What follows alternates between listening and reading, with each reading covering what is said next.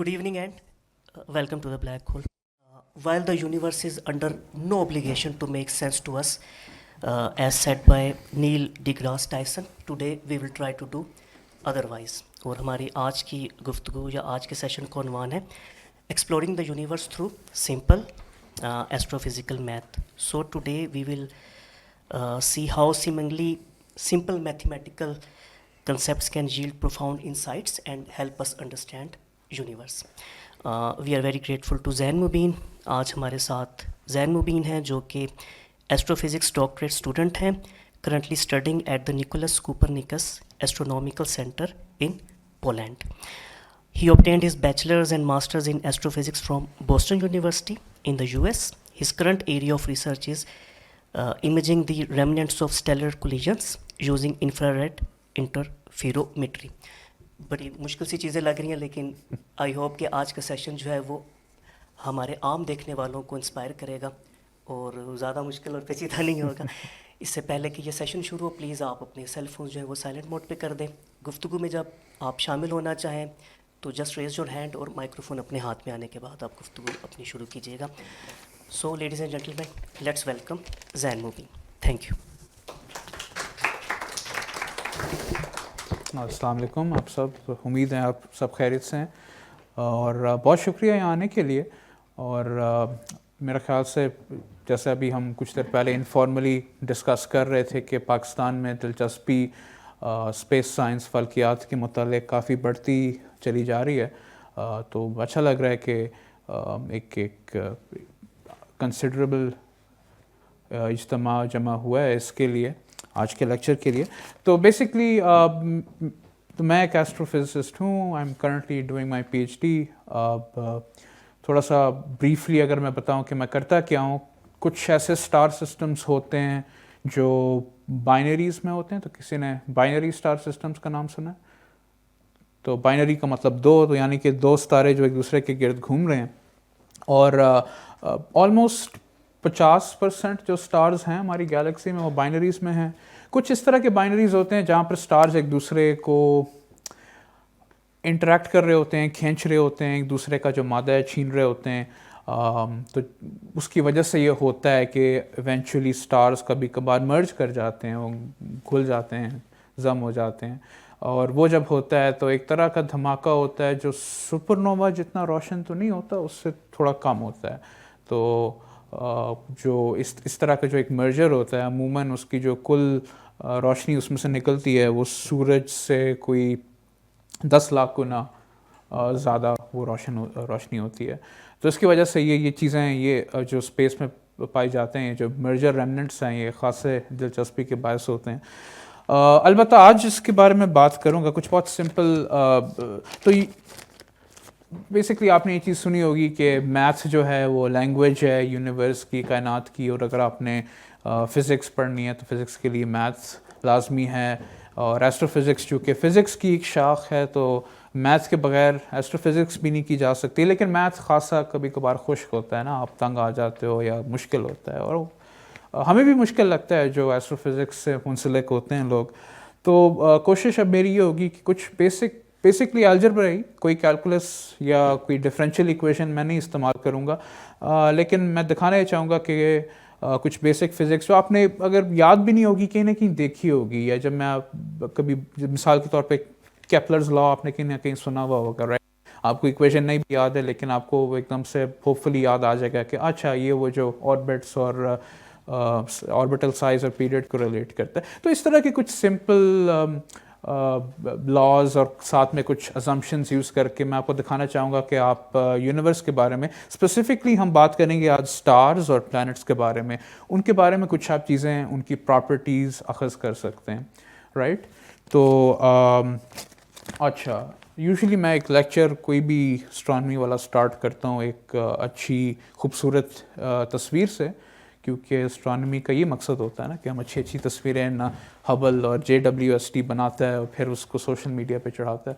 तो I think अगर तस्वीर आ जाए,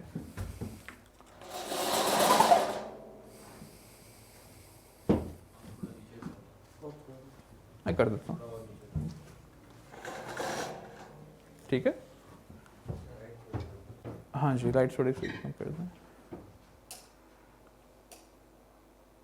अच्छा, तो कोई गेस करना चाहेगा कि ये क्या है? दिखाई दे रहा है ठीक से? मैंने कुछ सुना है अभी। स्टार टूट रहा है स्टार ही, लेकिन टूट नहीं रहा। हाँ जी, स्टार फॉर्मेशन, ठीक है।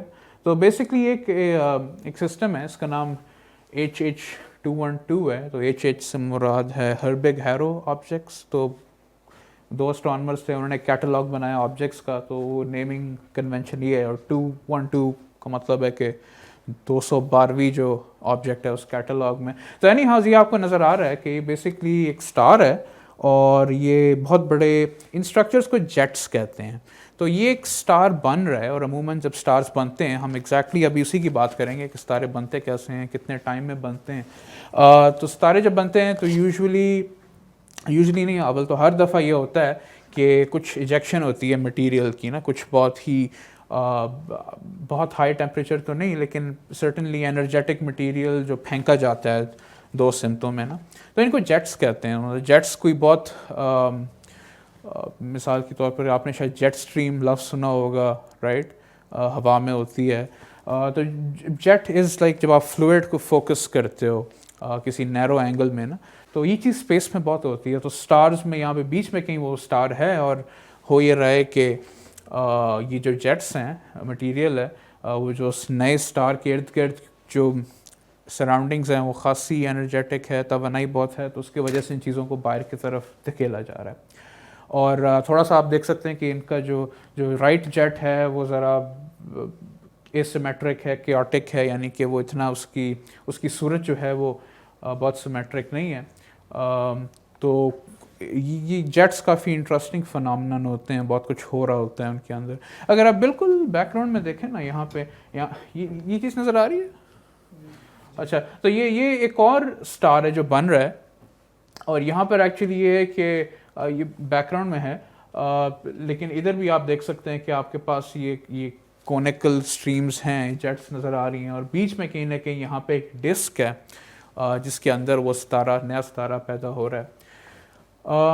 तो हाँ, ये अभी रिसेंटली इमेज आई थी। ये किसी ने, कोई गैस करना चाहता है कौन सी टेलीस्कोप ने ये इमेज बनाई होगी? जेम्स वेब ने, बिल्कुल, हाँ जी। तो इसलिए ये ख़बरों की ज़ीनत थी ये तस्वीर जी। अच्छा जी, कोई सवाल इस बारे में? ठीक है, तो अब हम डिस्कस करेंगे कि स्टार्स एक्चुअली बनते कैसे हैं। ऑलराइट, तो इसको आई थिंक कुछ देर के लिए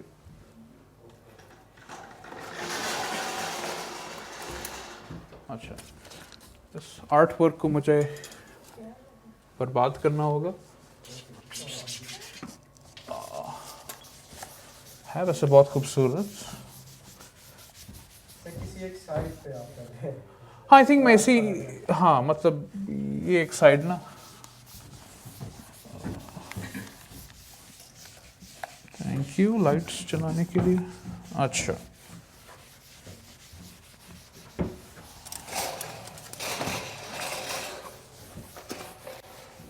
सही। ऑलराइट, तो does anyone want to guess वैसे सितारे बनते कैसे हैं? कुछ ना कुछ कहीं सुना होगा, पढ़ा होगा। दूसरे सितारों से बनते हैं, ठीक है, एक तरह से आप सही कह रहे हैं। हाँ, जो मटेरियल, मतलब सूरज का जो मटेरियल है वो किसी और सितारे से आया था, वो कभी ना कभी सुपरनोवा हुआ, फटा, उसने वो सारा जो मादा है वो मुंतशर हुआ और बादलों में आया। तो लेकिन वैसे अगर आपने कभी, जिस तरह भी हम जो तस्वीर देख रहे थे ना, अगर आप थोड़ा जूम आउट करके इसी एरिया की तस्वीर देखें ना, तो आपको बड़े बड़े बादल नज़र आते हैं स्पेस में ना। तो जैसे किसी ने ओरायन का नाम सुना है? ओरायन कॉन्स्टेलेशन है। ओरायन नेबुला का नाम सुना है? हाँ, तो जो लफ्ज़ नेबुला है, जो नेबुला का बेसिक मतलब होता है कोई चीज़ जो ज़रा धुंधली हो ना, जो आपको ठीक से नज़र नहीं आती। जैसे इंग्लिश में नहीं हम कहते हैं एक चीज़ नेबुलस है, आपको नज़र नहीं आ रही। तो नेबुला जो है वो, अगर आप हमारी गैलेक्सी में देखें, बहुत ज़्यादा तादाद में पाए जाते हैं, और इन्हीं नेबुलास में ये स्टार्स बन रहे होते हैं, राइट? तो लेट्स से कि आपके पास, ओ डियर, चलो अच्छा राइट, कोई बादल है कहीं पे स्पेस में, आई थिंक मैं उसको भी अरेज कर दूंगा, क्योंकि एक शायद मैं वो चाहूँगा कि ये मेरा डूडल वहाँ पे रहे।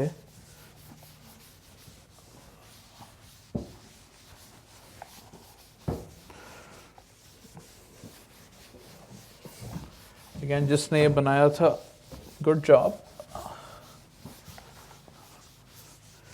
अच्छा, तो अब कोई ना कोई बादल है स्पेस में, राइट? उसकी कुछ प्रॉपर्टीज़ होंगी। Let's start with something known as density. सब डेंसिटी से वाकिफ़ हैं, राइट? कि किसी एक जगह में आप कितना मादा ठोंस सकते हो, कितने एटम्स आप वहाँ पे डाल सकते हो, और कोई ना कोई हम उसका टेम्परेचर होगा, ठीक है?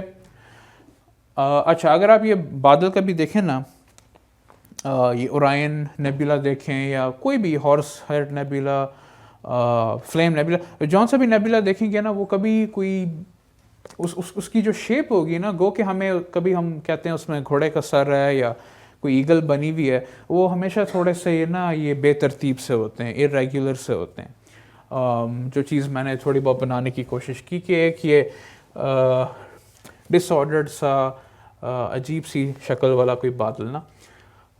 लेकिन हम करते क्या हैं एस्ट्रोफिजिक्स में बहुत दफ़ा कि हमारे पास अपने ज्योमेट्री में किसी को कुछ याद आता है कि आपको कोई बादल शेप की इक्वेशन से मुतारिफ कराया गया हो? नहीं ना, है ना? हमेशा आपको कोई ना कोई बेसिक शेप सी होती है ना, कुछ रेगुलर सी, कि ट्रायंगल होगा या स्क्वायर होगा या सर्कल होगा, राइट? और सर्कल जो है वो जो एस्ट्रोफिजिसिस्ट है और इवन जो बाकी फिजिसिस्ट भी हैं, उनकी एक मेरे ख्याल से पसंदीदा शेप सर्कल ही होगा, या स्फीयर, राइट? अगर 3D में हम बात करें तो एक स्फीयर होगा। तो हम क्या ये सकते हैं कि हम अपनी आसानी के लिए वी कैन से कि ये जो अजीब सा बादल है ये एक अच्छा सा सर्कल है, ठीक है? अब ये बड़ा अजीब लगता है ना कि आप उसको इतना सिंप्लीफाई कर रहे हैं शेप को, लेकिन इसके काफ़ी फ़ायदे होते हैं। मतलब इनफैक्ट इस तरह की अजम्पशन के बगैर बहुत मुश्किल होगा एस्ट्रोफिजिक्स करना या कोई और फिज़िक्स में प्रॉब्लम सॉल्व करना। अच्छा, तो अब बेसिकली होता ही है कि एक और चीज़ आपको मैं याद दिलाता हूँ कि अगर आपके पास कोई मैथ्स होगा तो मैथ्स क्या करता है दूसरे मैथ्स के साथ? अट्रैक्ट करता है, हाँ ठीक है, यानी कि ग्रेविटी होती है ना। तो इसी तरह जो क्लाउड होगा उसकी भी एक अपनी ग्रेविटी होगी, और ग्रेविटी शायद आपको याद होगा कि वो एक रेडियल फोर्स होती है राइट टुवर्ड्स द सेंटर। तो अगर आपको मैं आपकी फिज़िक्स की याद ताज़ा करूं तो दो मैसेज अगर होंगे तो दोनों अपनी तरफ खींचेंगे दूसरे को, राइट? ठीक है, और यही चीज़ एक गैस क्लाउड में हो रहा होता है। तो आपके पास ग्रेविटी की फोर्स है जो कि चलो हम इसको Fg कह देते हैं, जो अंदर की तरफ खींच रही होती है, राइट? और जब चीज़ों का टेम्परेचर होता है ना, मिसाल के तौर पर इस वक्त हम बैठे हैं यहाँ पे, रूम टेम्परेचर होगा शायद थोड़ा सा कम होगा क्योंकि हम बेसमेंट में हैं। उस टेम्परेचर की वजह से जो मॉलिक्यूल्स हैं इस कमरे में वो भी कुछ कर रहे होंगे ना। हाँ ठीक है, प्रेशर होता है, दैट्स गुड। हाँ, तो जब आपके पास टेम्परेचर होगा आपके पास थर्मल प्रेशर होगा वहाँ पे, और प्रेशर एसेंशली एक एवरेज फोर्स है ना, किसी एरिया के थ्रू जो फोर्स है उसको आप प्रेशर कहते हैं। तो कोई ना कोई आपके पास एक ग्रेविटी की इनवर्ड फोर्स होती है और आउटवर्ड फोर्स इसकी थर्मल प्रेशर की होती है, राइट? अच्छा, और अगर आप थोड़ा बहुत आपको पता होगा कि स्टार्स इवॉल्व करते हैं ना, और सारी जो गेम होती है स्टेलर रेवोल्यूशन की वो इन दो क़ुव्वतों के बीच होती है ना, कि कौन सी क़ुव्वत दूसरे पे हावी हो जाती है। तो ये चीज़ सो फार फेमिलियर है, आप लोगों ने ये कहीं ना कहीं सुना होगा, राइट? अच्छा, तो इसको अब हमने करना क्या है कि इस क्लाउड को हमने पिचकाना है, इसको मज़ीद छोटा करना है, इसको दबाना है, राइट। अगर हमने वो करना है तो कौन सी फोर्स ज़्यादा हावी होनी चाहिए? Gravity, right. ये चीज़ समझ में आती है?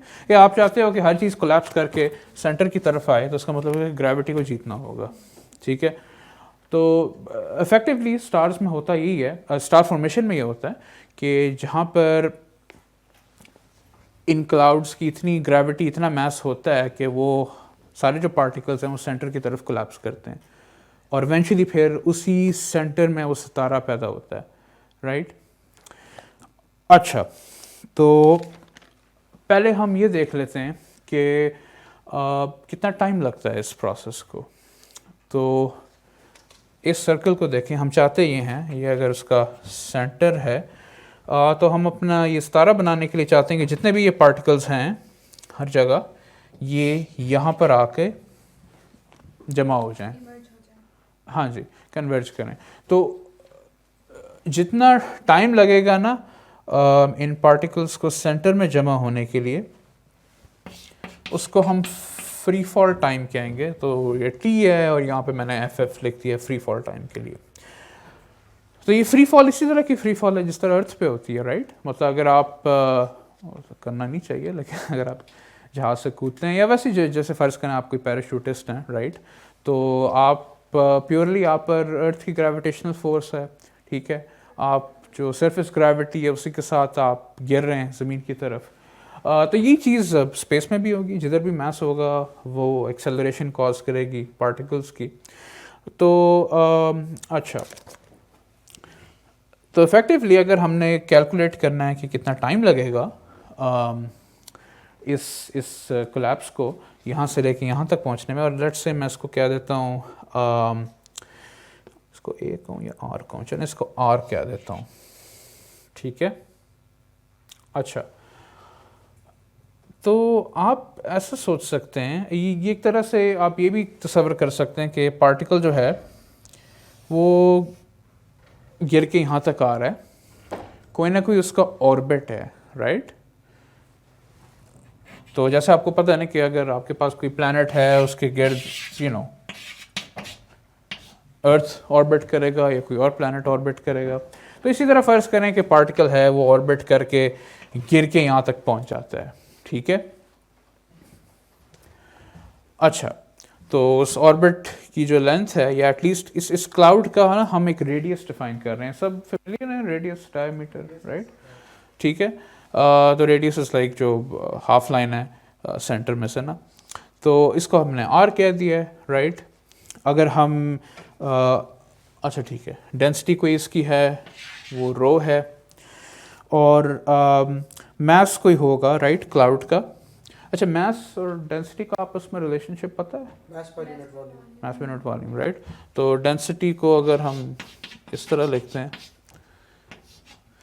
तो mass is density times volume, और क्योंकि मैंने कहा कि एस्ट्रोफिजिक्स में हर चीज़ एक स्फीयर होती है और कभी कुछ और नहीं होगा, तो वॉल्यूम ऑफ स्फीयर पता है? हाँ ठीक है, 4/3 पाई आर क्यूब। ये चीज़ समझ में आती है, अभी तक साफ है, ठीक है। अच्छा, अब चूंकि एक चीज़ ऑर्बिट में है तो और हम बेसिकली पता ये करना चाह रहे हैं कि कितना टाइम लगेगा इस ऑर्बिट को मुकम्मल होने में, राइट। तो पूरा ऑर्बिट अगर आप हाँ, अगर मैं यहाँ से स्टार्ट करता हूँ तो ऑर्बिट मुकम्मल होगा जब मैं पूरा एक चक्कर लगा के वापस इधर आ जाऊँगा, ठीक है ना। अच्छा, लेकिन बेसिकली हम ये देखना चाह रहे हैं कि यहाँ से यहाँ तक एक तरह से वो है, आप पूरा ऑर्बिट नहीं कर रहे, आप आधा ऑर्बिट कर रहे हो। हाँ, तो जो पीरियड है, लेट्स जस्ट अभी मैं पीरियड पे आता हूँ। तो जो ऑर्बिटल पीरियड इस पार्टिकल का वैसे होगा, हम इसका सिर्फ आधे से हमें गर्ज है, राइट, क्योंकि हम सिर्फ इतना डिस्टेंस कवर कर रहे हैं, आधा कर रहे हैं, ठीक है। तो पीरियड को हम कह सकते हैं कि अच्छा जो फ्री फॉल टाइम है, हाँ वो पीरियड का हाफ है, which is the same as saying कि period is 2 times the free fall time, ठीक है। So for everything good. अच्छा, तो अब मैं आपको इंट्रोड्यूस करता हूँ केपलर के थर्ड लॉ से। क्या किसी ने सुना है केपलर का थर्ड लॉ? कोई बताना चाहेगा क्या है वर्ड्स में ही? किन दो क्वांटिटीज को रिलेट करता है केपलर का थर्ड लॉ? अच्छा, पीरियड को करता है और जो साइज है ऑर्बिट का, रेडियस है, उसको करता है। टेक्निकली रेडियस नहीं होता क्योंकि ऑर्बिट एलिप्सेस होते हैं, लेकिन हम अपने मकसद के लिए हम कहते हैं कि ये एक रेडियस ही है। सही है। तो हम इसको कह देते हैं, यूजुअली ए यूज होता है, तो ए क्यूब्ड, और साथ में ये कुछ कांस्टेंट्स होते हैं। वेल मतलब 4 पाई और जी कांस्टेंट है, एम जो है वो मास होगा इस बादल का, राइट। क्योंकि जो ज़्यादा बड़ी बॉडी है यहाँ पे, मतलब हमें पार्टिकल का मास इतना वो नहीं इस पे असर रखता जितना ये बड़ी बॉडी की मास है। अच्छा, तो अब हम क्या कर सकते हैं कि हमने कैलकुलेट क्या करना है, फ्री फॉल टाइम, राइट। कितना टाइम लगता है इस क्लाउड को कोलैप्स करने में, which is the same as saying कि कितना टाइम लगता है स्टार को फॉर्म होने में। अच्छा, तो अगर हम इसको यहाँ उठा के डाल दें, कुछ सब्स्टिट्यूशंस स्टार्ट कर दें। रेडियस हमारा क्या है, उसको मैंने वहाँ पे आर कह दिया है, राइट।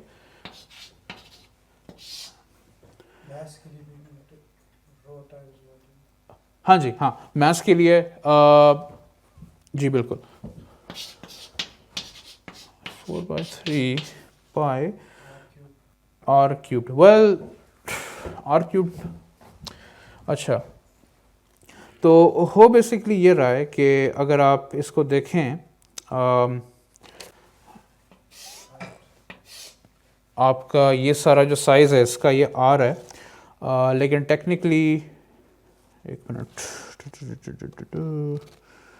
और 2,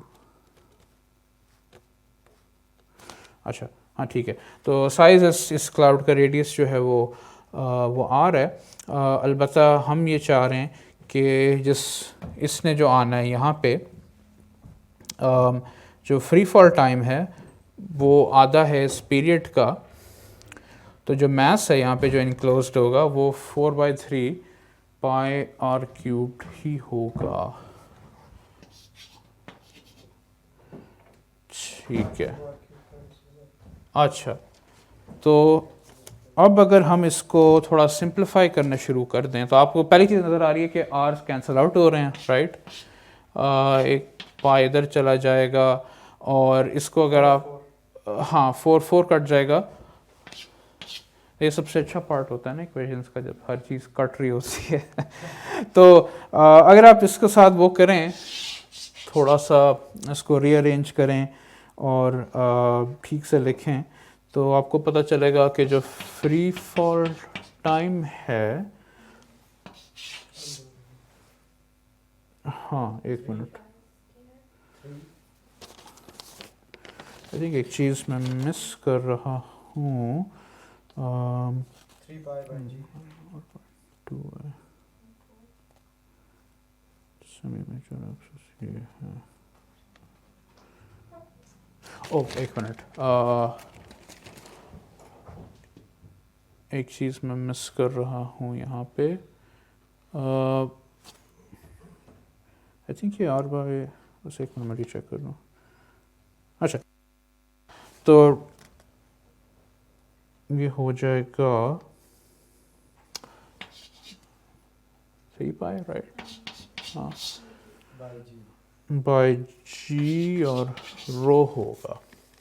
सर, हाँ जी, यस रो होगा सर, नीचे भी फिर लिखें 4 कट गया, अच्छा यहाँ से 4 भी है यहाँ पे, सॉरी। अच्छा ओके, थिंग इज कि ये जो फैक्टर्स है ना, you can play around with them, right. मतलब मेन चीज़ जो है कि जो फ्री फॉल टाइम है वो प्रोपोर्शनल है, डेंसिटी स्क्वायर रूट ऑफ हाँ इन्वर्सली प्रोपोर्शनल है स्क्वायर रूट ऑफ डेंसिटी से, राइट। तो इसका मतलब क्या होगा, डेंसिटी पे डिपेंड करता डेंसिटी पे डिपेंड कर रहा है, है कम होगा, राइट, है ना। तो मतलब आप इसको ऐसे देख लें, अगर मुझे इसको प्लॉट करना हो तो free fall time is on the x axis और डेंसिटी नहीं एक्चुअली सॉरी, इसको ना डेंसिटी की क्या एक्स एक्सिस पे होगा और इसको वाई एक्सिस पे, तो ये it's going to be something like this, है ना।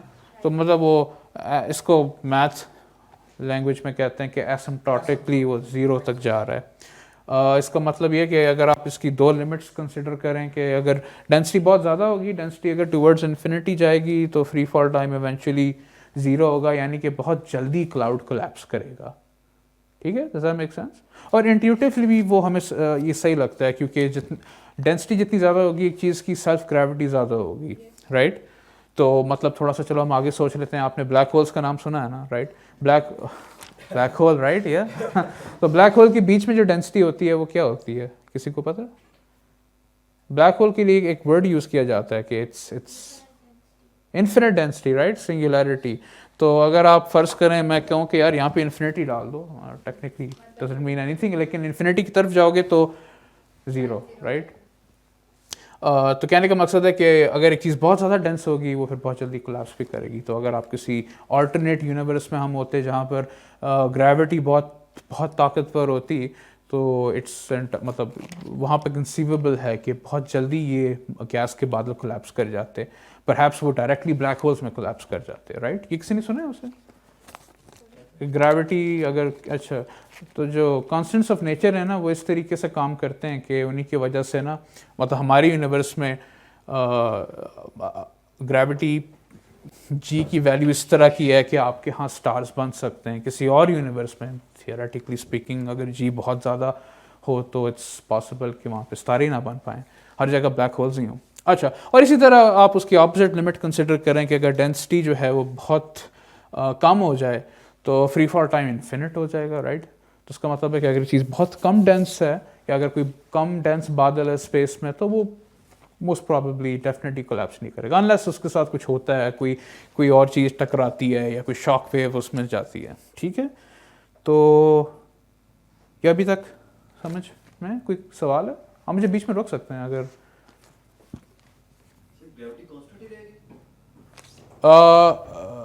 नहीं, मैं बात कर रहा था इस कांस्टेंट जी की। एक ये ग्रेविटेशनल कांस्टेंट होता है ना, कांस्टेंट ऑफ नेचर है, जिस तरह स्पीड ऑफ लाइट है या बोल्ट्जमैन कांस्टेंट है, राइट? अच्छा, तो क्यों ना हम कुछ कंसिडर करें कुछ इन बादलों को कि इनकी डेंसिटी, इनमें पार्टिकल्स कितने होते हैं। अच्छा, ये रेस कर देते हैं, दोबारा एक बादल बना लूँगा। अच्छा, तो फॉर एग्जांपल एक टिपिकल, तो इन बादलों को जहाँ पर स्टार्स बनते हैं ना, इनको मोलेक्युलर क्लाउड्स कहते हैं। इसकी वजह यह है कि वो बने होते हैं हाइड्रोजन से, मोलेक्युलर हाइड्रोजन से, राइट? H2 से। तो मोलेक्युलर क्लाउड को मैं MC कहूँगा।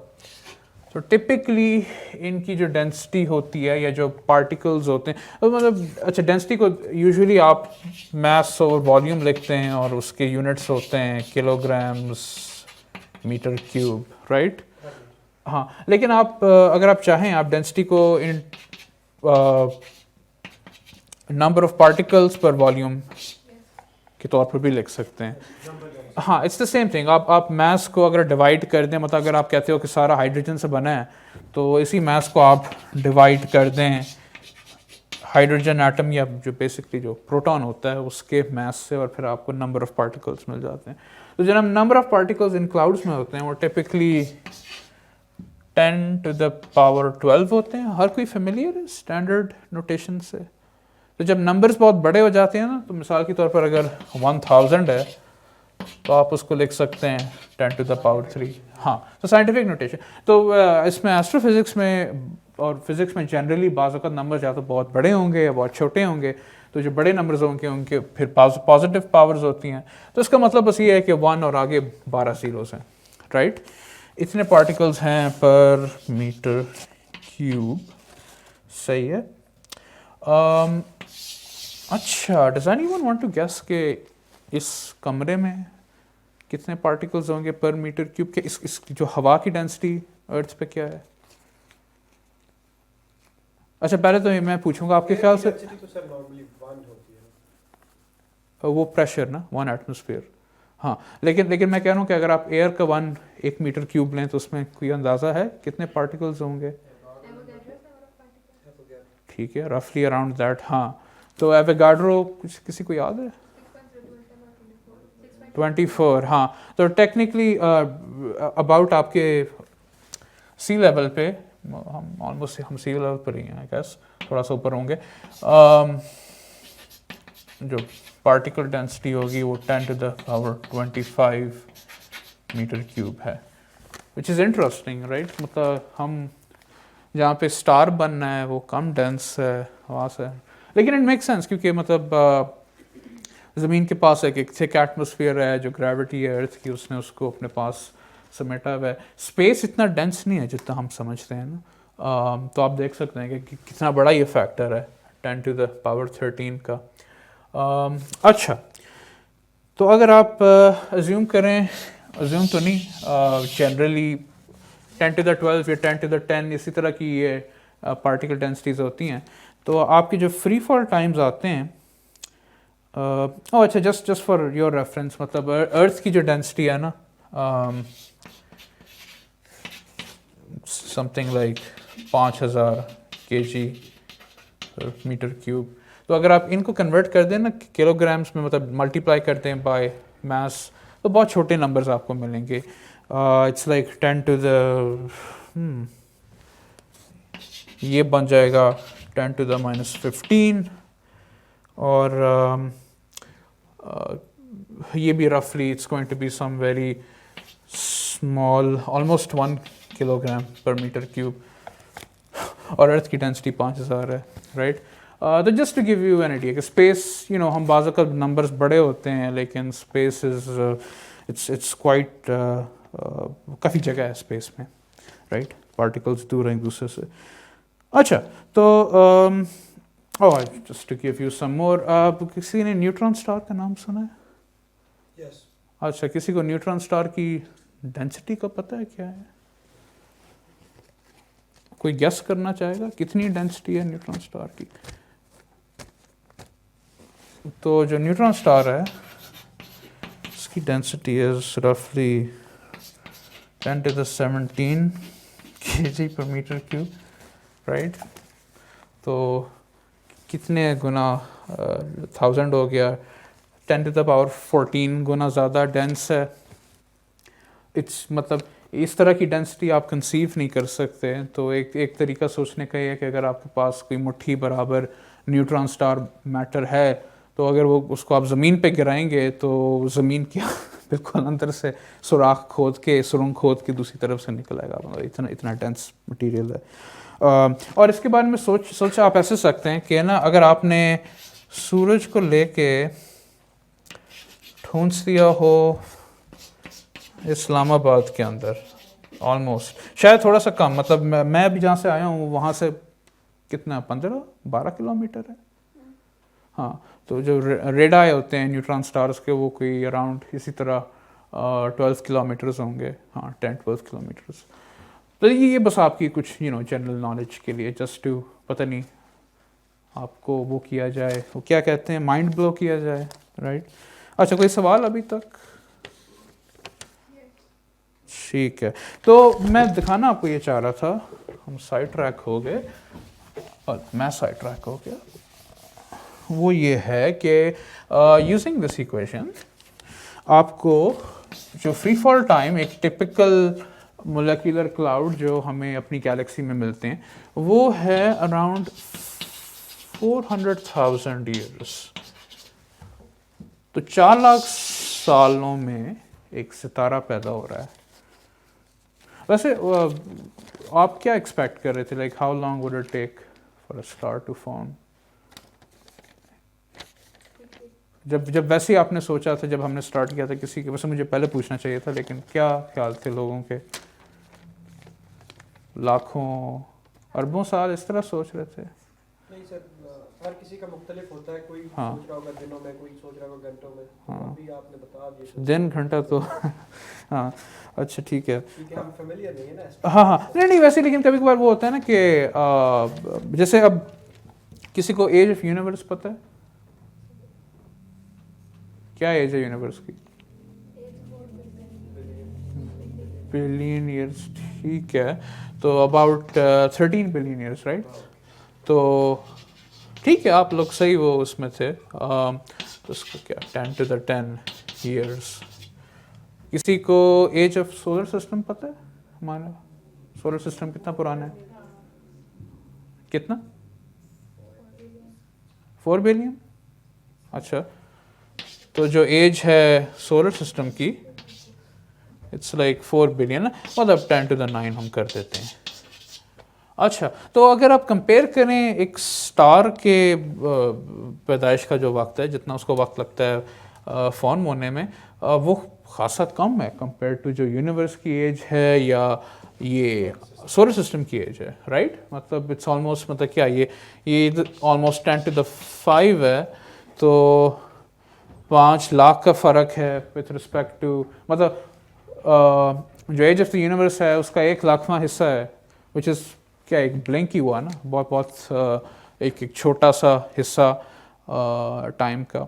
और सोलर सिस्टम के साथ भी आप देख सकते हैं कि 10,000 का फ़र्क है। तो स्टार फॉर्मेशन, अगर हम यूनिवर्स एज अ होल की बात करें, एक रिलेटिवली एक क्विक प्रोसेस है, ठीक है। अच्छा, कोई क्वेश्चंस इस बारे में? This is just information. हाँ, इंफॉर्मेशन के बारे में क्या सवाल करें? नहीं नहीं, कुछ भी, मतलब जो प्रोसेस था वो आपको समझ में आया? हमने इसको डराइव कैसे किया? Like Fairlie I would argue कि काफ़ी, मतलब चलें बहुत स्ट्रेट फॉरवर्ड भी नहीं है, लेकिन आप देख सकते हैं कोई हमने बहुत कॉम्प्लिकेटेड किस्म की डिफरेंशियल इक्वेशन, वो भी एक तरीका है वो करने का, लेकिन वो फिर मैं करूँगा तो फिर आपको अच्छा नहीं लगेगा शायद लेकिन हाँ, बहुत सिंपल एक अजम्पशन और केपलर के थर्ड लॉ से आप उसको डराइव कर सकते हैं। और एक और हमने बड़ी वो ग्रोसली वो सिंप्लीफाइंग एक अजम्पशन है, वो ये थी ना कि डेंसिटी कांस्टेंट है। हालांकि आपको पता है कि असली किसी असल क्लाउड में इनफैक्ट कहीं पे भी डेंसिटी कांस्टेंट तो नहीं होती ना, मतलब अर्थ की भी एक एवरेज डेंसिटी है, लेकिन अर्थ के कुछ डेंस हिस्से होंगे, मिसाल के तौर पे जो कोर है अर्थ का वो डेंस है, राइट? और जो क्रस्ट है वो कम डेंस है। अच्छा, ऑलराइट, तो हमने फ्री फॉल टाइम कंप्यूट किया। अब हम थोड़ी सी इस पे बात करते हैं कि ये कोलैप्स एग्जैक्टली कब होगा। हमने पहले इसका जिक्र किया था कि कौन सी दो फोर्सेस हैं जो compete कर रही हैं इस क्लाउड?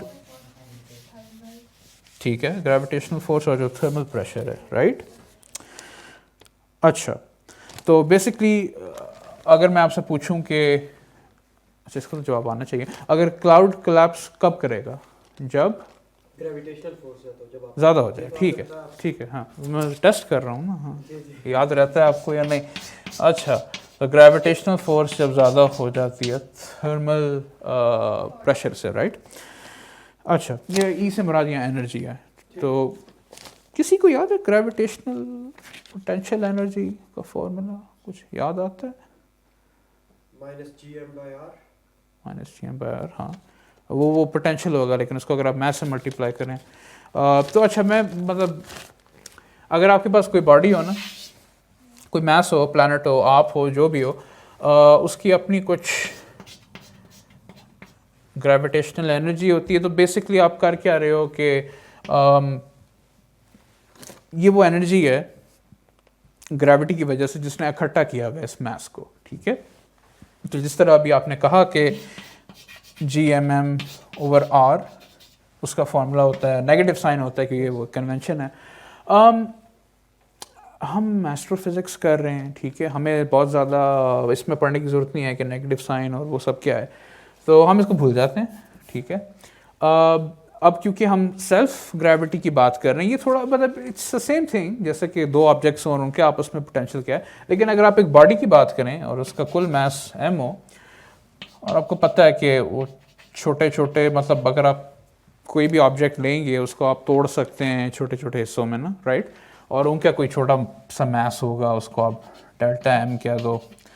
तो अगर आप उसके एक इस छोटे मैस को लें और कहें कि अच्छा इस पे क्या फोर्स है बाकी मैस की, और उस सबको ऐड अप करें, तो ये इफेक्टिवली ऐसा ही है।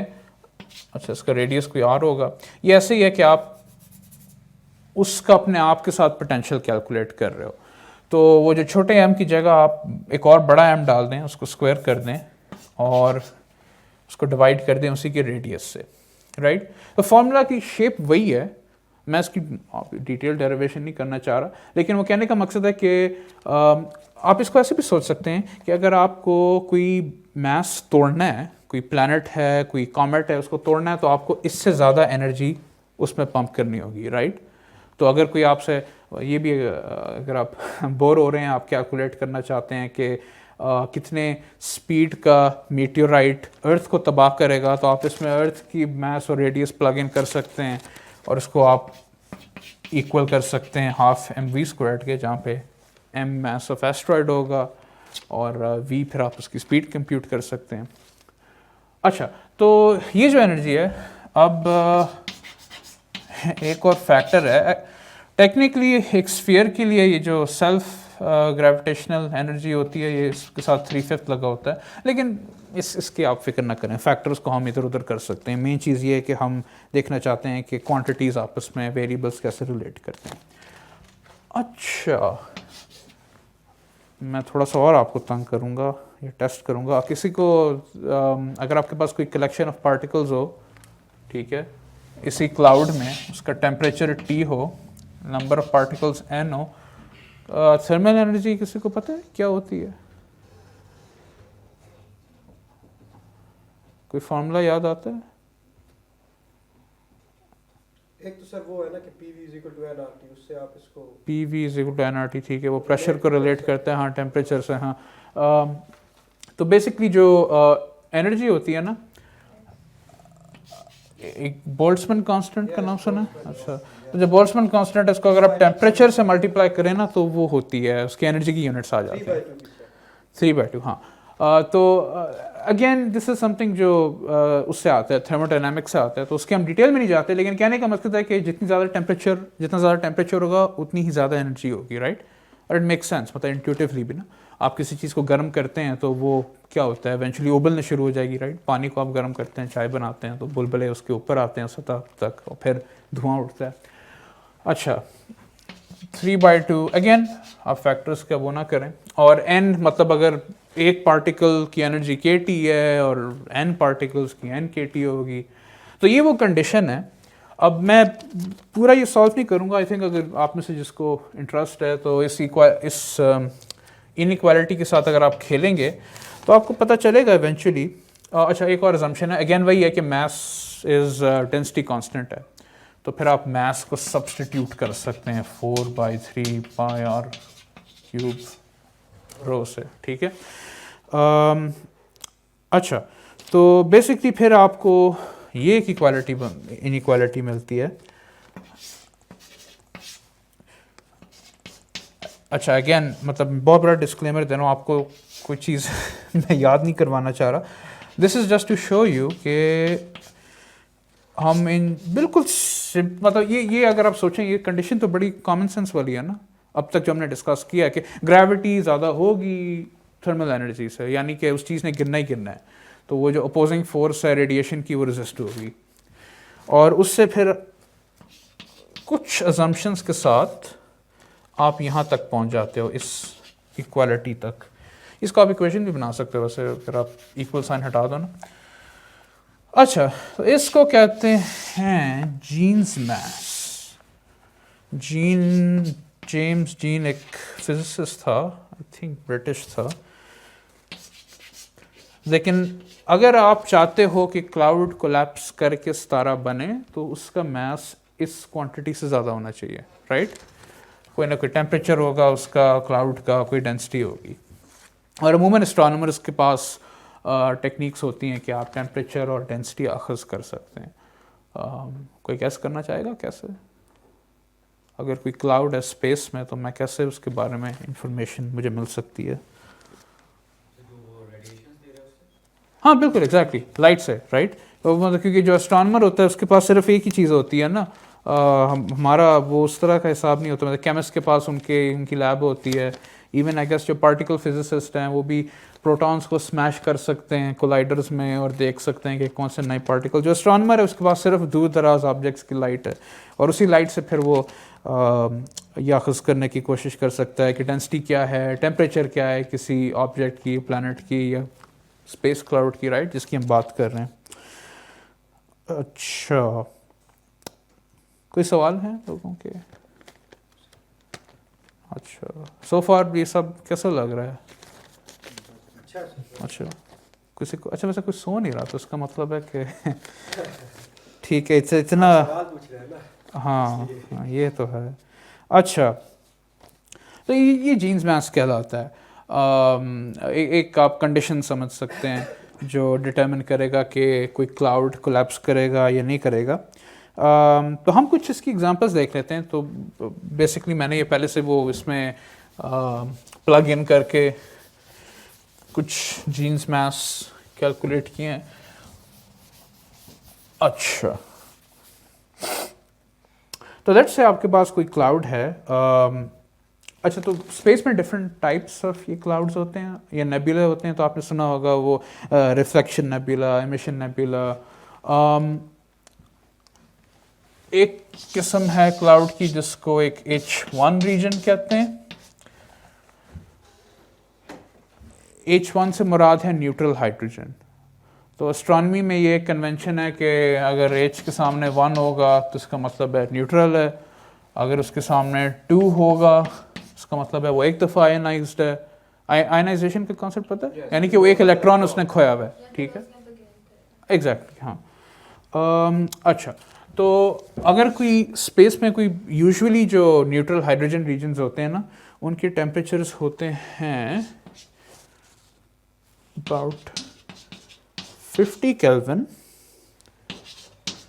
और जो डेंसिटी होती है वो about 10 to the 8 metre cube है।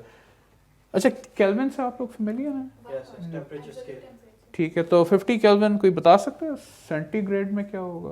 प्लस 273, इसमें 273 माइनस 273। माइनस। हाँ, तो अगर आप माइनस 273 करेंगे तो आपको क्या मिल जाता है? -223।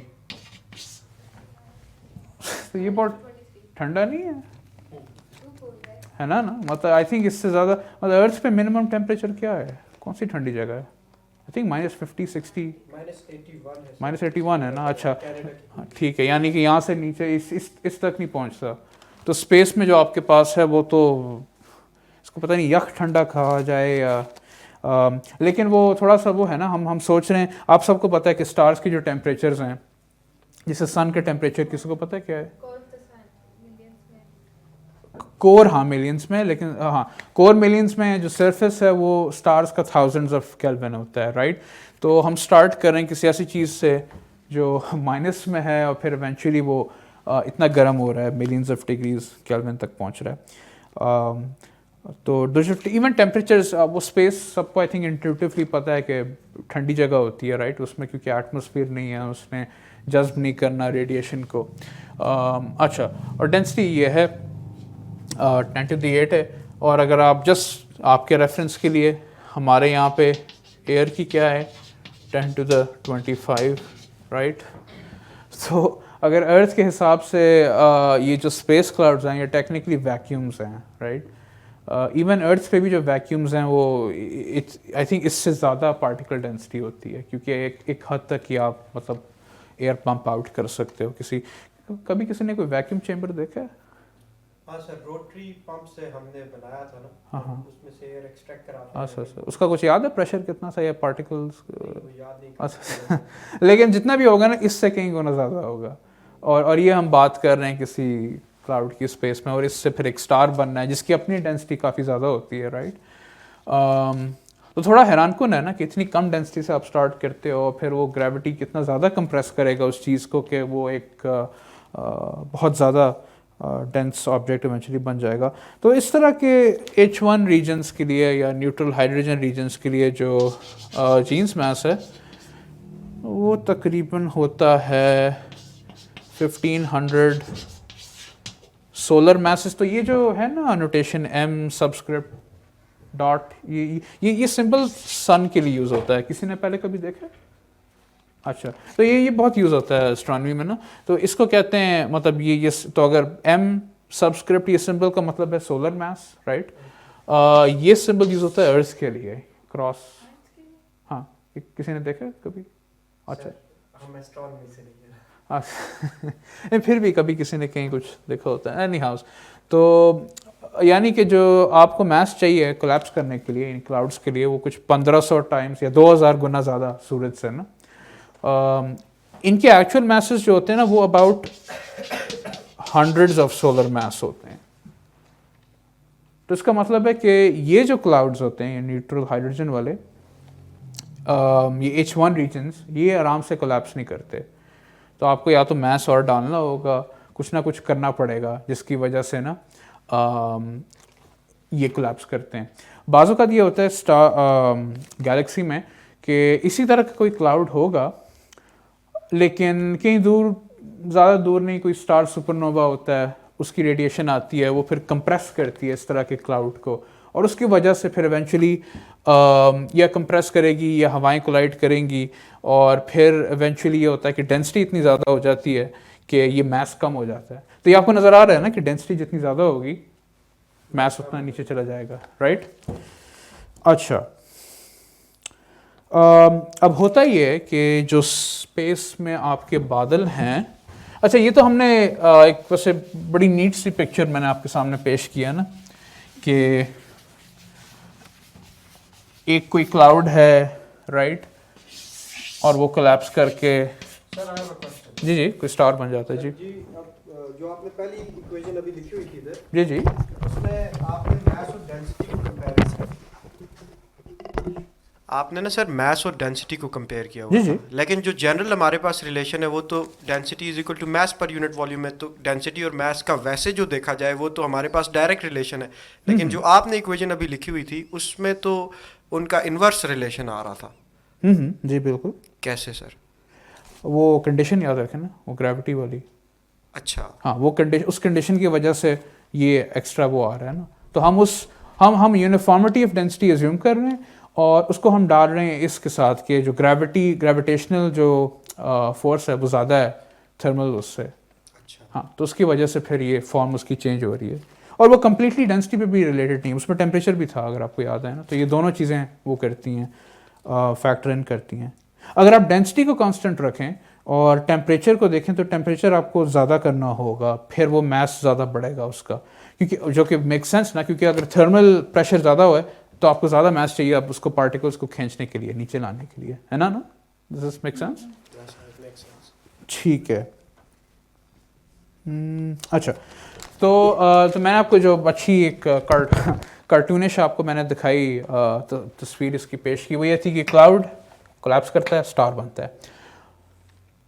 इन एक्चुअलिटी इस तरह एग्जैक्टली इस तरह नहीं होता, फिजिक्स वही होती है, लेकिन यूजुअली आपके पास एक बड़ा सा क्लाउड होगा, और उसके अंदर ना छोटे लाइक ये मिनी क्लाउड्स होंगे,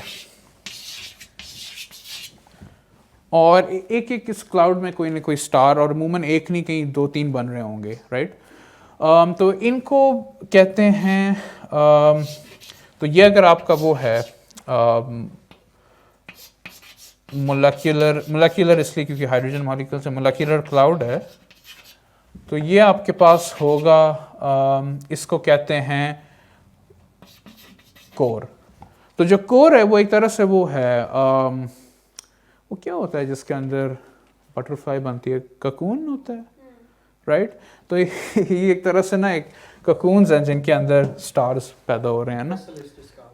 हाँ जी, हाँ एग्जैक्टली। तो बेसिकली कोई बहुत बड़ा क्लाउड कोई स्टार फॉर्मिंग रीजन होगा, तो ये जो आपने नाम सुना है ना, स्टार फॉर्मिंग रीजन, ओरायन हो गया, तो वहाँ पे यही हो रहा होता है कि वो एक बड़े बादल या स्ट्रीम ऑफ बादलों में ये छोटे छोटे इस तरह के कोर्स होते हैं, यहाँ पे स्टार्स बन रहे होते हैं।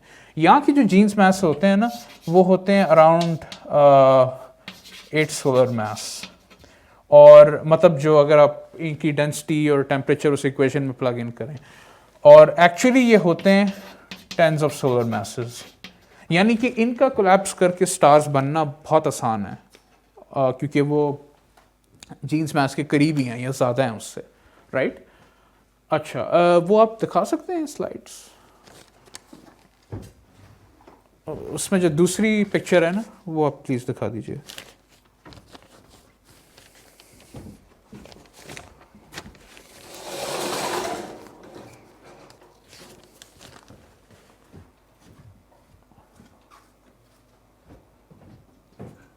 अच्छा, तो ये एक इमेज है ओरायन की ही। ओरायन में एक ख़ास स्टार फॉर्मिंग रीजन वहाँ तक इन्होंने महदूद किया। तो ये जिधर जिधर आपको ये येलो डॉट्स नज़र आ रहे हैं ना, ये कोर्स हैं। तो ये एक्चुअली वो सारा डस्ट है, मतलब एक तरह से एक्सट्रीम सी है, और इसमें छोटे छोटे कोर्स हैं जहाँ पर इन्होंने ना ये जूम्ड इन आपको इमेजेस भी। तो ऑलमा और VLA 2 टेलीस्कोप्स हैं, टेक्निकली इंटरफेरोमीटर्स हैं, जिसका मतलब होता है कि बहुत सी टेलीस्कोप्स को आप कंबाइन करते हैं, राइट। अच्छा, तो यहाँ पर जो एक एक ये जो प्रोटो स्टार है, तो प्रोटो आपको जिस तरह नहीं हम आम ज़बान में कहते हैं प्रोटोटाइप है, यानी कि जो एक्चुअल चीज़ है उससे पिछले वाला उसका जो पहला वर्जन है, तो इसी तरह ये प्रोटो स्टार्स की कुछ तस्वीरें हैं रेडियो वेवलेंथ्स में, क्योंकि डस्ट के थ्रू देखना मुश्किल होता है, या आपने आम जिंदगी में भी देखा होगा ना, राइट। स्मॉग होती है, कुछ नहीं नज़र आता क्योंकि विजिबल लाइट सारी एब्जॉर्ब हो जाती है। लेकिन अगर आपकी आंखें इंफ्रारेड देख सकती होती या रेडियो वेव्स देख सकती होती ना, तो फिर आप मुमकिन होता कि आप ना उसके थ्रू देख सकते हैं। तो एस्ट्रोनॉमर्स यही करते हैं, क्योंकि डस्ट जो है, जो लाइट होगी ना प्रोटोस्टार की, जो विजिबल लाइट होगी वो हम तक नहीं आ सकती। अलबत्ता जो उसकी में से रेडियो और मिलीमीटर मिशन निकलती है वो हम उसको पिकअप कर सकते हैं। तो ये तस्वीर दिखाने का मकसद यही है कि जो बहुत सिंपल जो एक पिक्चर है ना, वो एक्चुअली कॉम्प्लिकेटेड है, हो वही रहा है, लेकिन वो एक लोकलाइज नहीं है, कई जगह हो रहा है। और इस तरह के बड़े जो स्टार फॉर्मिंग कॉम्प्लेक्सेस होते हैं, उनमें ये छोटे छोटे इलाके होंगे जहाँ पर स्टार्स बन रहे हैं। तो कोई सवाल है? और अगर आप इमेजेस देखें तो बहुत से सारे प्रोटोस्टार्स एक जैसे भी नहीं हैं, कुछ बड़े डिफरेंट किस्म के हैं। ये पॉसिबली आई थिंक बाइनरी हैं, तो 2 सितारे बन रहे हैं। और आप देख सकते हैं, शायद मुझे नहीं पता कितना क्लियर है, लेकिन इनके दरमियान एक टेल भी है, क्योंकि एक दूसरे से मटेरियल खींच रहा है, एक्रीट कर रहा है, इसको एक्रीशन कहते हैं, जो टेक्निकल वर्ड है, राइट। तो यहाँ मैंने कहा आपको वो भी दिखाई जाए, कोई विजुअल वो भी दिया जाए कि सब दिखने में कैसा है। कोई सवाल इस बारे में?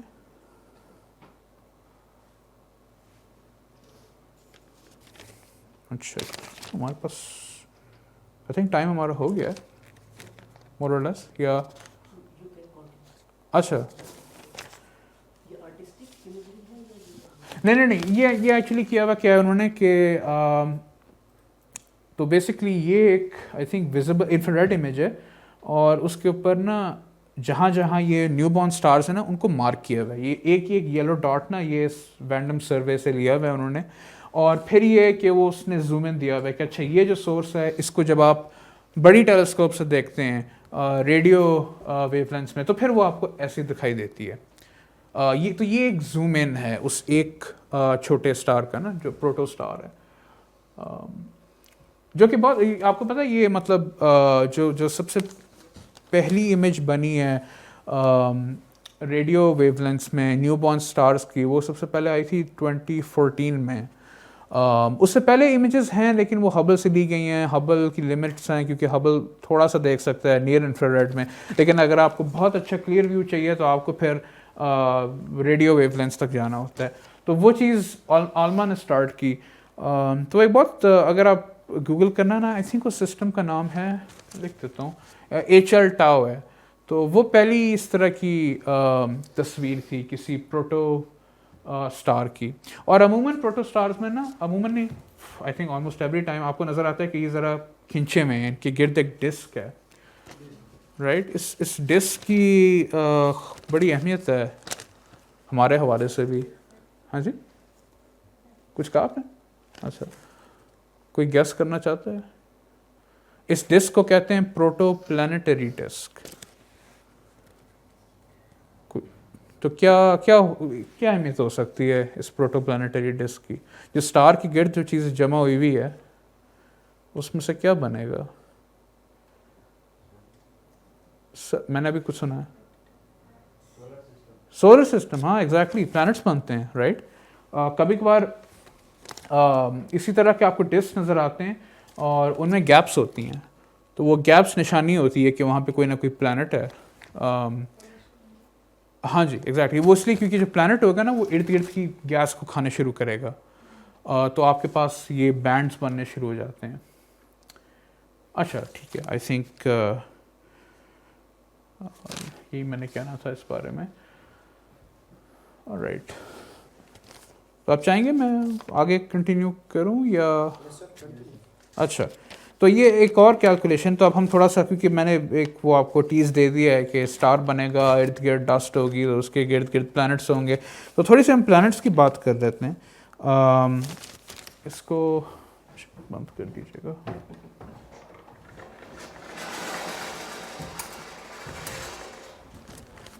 अच्छा,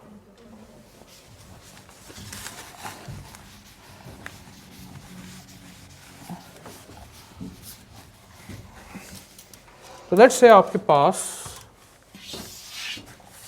कोई सोलर सिस्टम है, ठीक है, हमारा ही है, कुछ डिस्टेंस पे एक प्लैनेट है, लेट्स से वो अर्थ है, और अब आप कैलकुलेट करना चाहते हैं, अब हम जानना चाहते हैं कि जो रोशनी सन से आपको मिलेगी वो अर्थ को कितना हीट अप करेगी, राइट? क्योंकि अर्थ की अपनी कोई लाइट है, हाँ सिर्फ सनलाइट है ना, थोड़ी बहुत कुछ अर्थ की वो भी है, थर्मल रेडिएशन है, लेकिन वो भी सन ही गर्म कर रहा है ना। अच्छा, तो उससे पहले आई थिंक आपको इंट्रोड्यूस करना होगा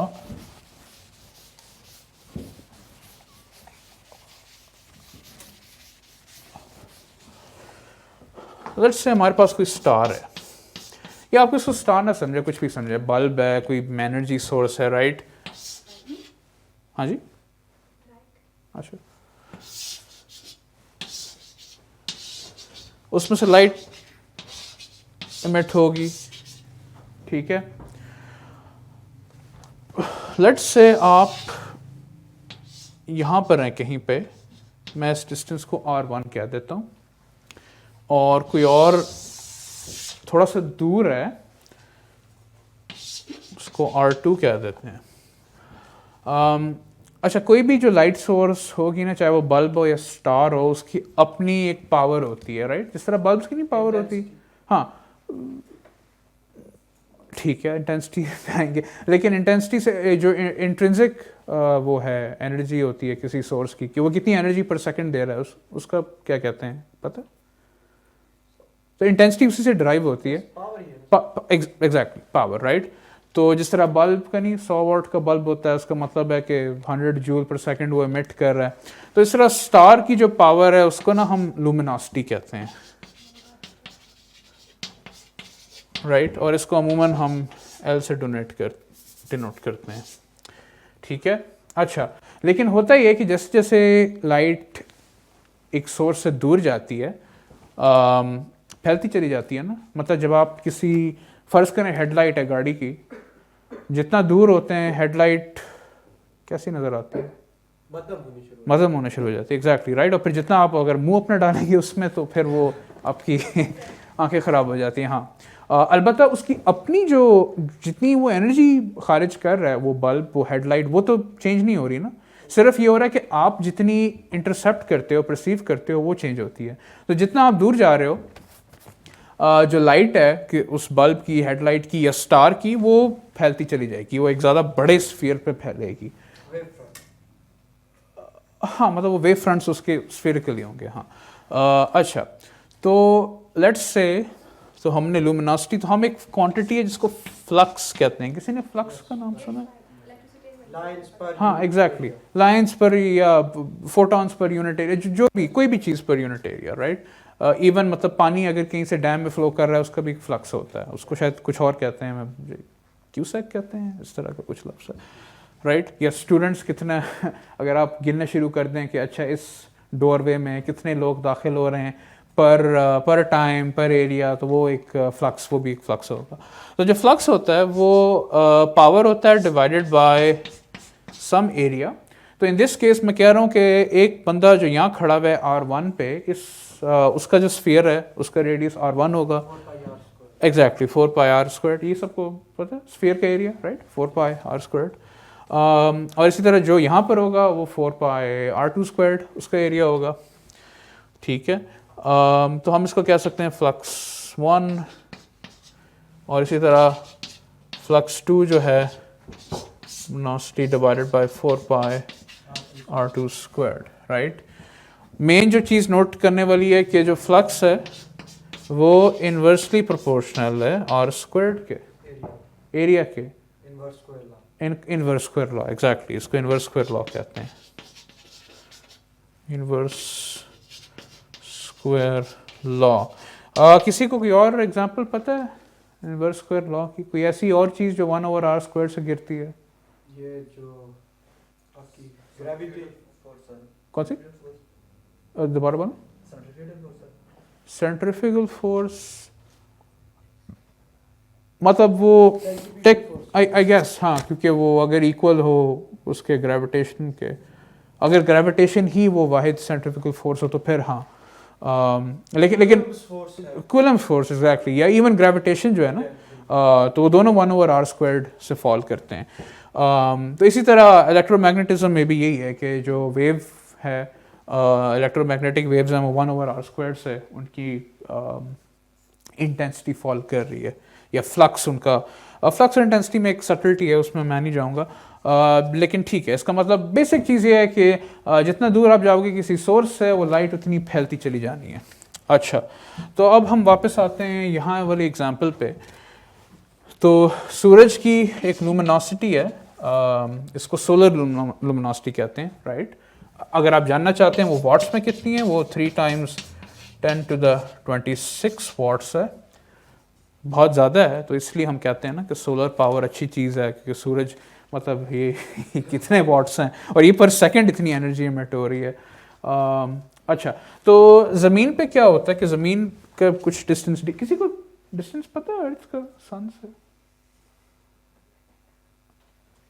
कोई गैस करना चाहता है? अच्छा, याद नहीं है ना, अच्छी बात है। तो अब पता है क्या है, अब आप कह सकते हो कि जो अर्थ है 1 AU दूर है सन से, एस्ट्रोनॉमिकल यूनिट ना, तो आपने एक अर्थ को स्टैंडर्ड बना दिया, वरना जो है वो 1.5 × 10⁻11 मीटर्स है। या इस तरह सोच सकते हैं कि लाइट को 7 मिनट्स लगते हैं, 7 लाइट मिनट्स, राइट। अच्छा, ठीक है। तो कोई बता सकता है कि लेट्स से हम इसको ना फॉर नाउ डी स्क्वायर्ड मतलब डी रहने देते हैं, तो अर्थ पे कितना फ्लक्स है सन का?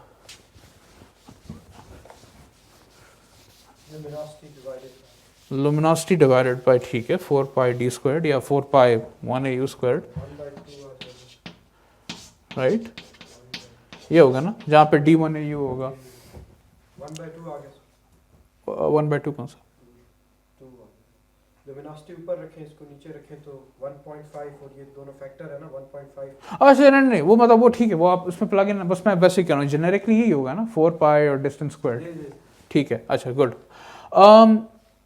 अब एक और चीज़ मैं आपको बताऊंगा, ये इसको डिराइव करना तो इसके क्लास के स्कोप से बाहर है, लेकिन क्वांटम मैकेनिक्स में अगर आपके पास कोई चीज़ हो जो गर्म है, कोई सॉलिड बॉडी है, तो जो फ्लक्स होता है ना उसका, वो इस इक्वेशन से आपको मिलता है, σT⁴। इसका बेसिक मतलब ये है कि जितना टेम्परेचर होगा, जितनी गर्म एक चीज़ होगी, उतना ज़्यादा उसका फ्लक्स होगा। मतलब इंट्यूटिवली आपको समझ में आता है ना, राइट, कि गर्म चीज़ जो है उसमें से ज़्यादा लाइट निकलेगी, या एनर्जेटिक चीज़ में से ज़्यादा लाइट निकलेगी। हाँ, और ये एक कांस्टेंट है, इट्स लाइक जिस तरह G हो गया, K हो गया, इसको स्टेफन बोल्ट्जमैन कांस्टेंट कहते हैं। लेकिन ये इंट्रोड्यूस करना इसलिए ज़रूरी है क्योंकि फिर इसका फ़ायदा ये हो जाता है कि आपके पास फ़र्ज़ करें सन है, राइट, सन की सोलर लुमिनोसिटी है, लुमिनोसिटी को आप फ्लक्स टाइम्स एरिया भी कह सकते हो, राइट? तो एरिया सन का होगा,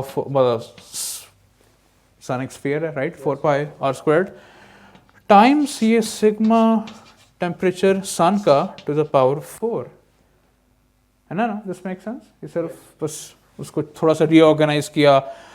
अब आप क्या कर सकते हो कि ये जो इक्वेशन है ये आपको बता रही है, और ये सिर्फ सन के लिए नहीं है, आप सन को हटा के कोई और स्टार डाल दो, आपको क्या, अच्छा मैंने बीटल जूस की लुमिनोसिटी ढूंढनी है, तो बीटल जूस का रेडियस यहाँ पर आ जाएगा, उसका टेम्परेचर आ जाएगा, सही है?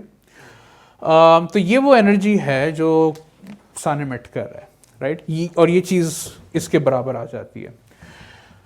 इसको अगर आप इक्वल कर दें तो अच्छा, तो हमने अभी ये कहा कि अर्थ पे ये क्वांटिटी, ये फ्लक्स होगा।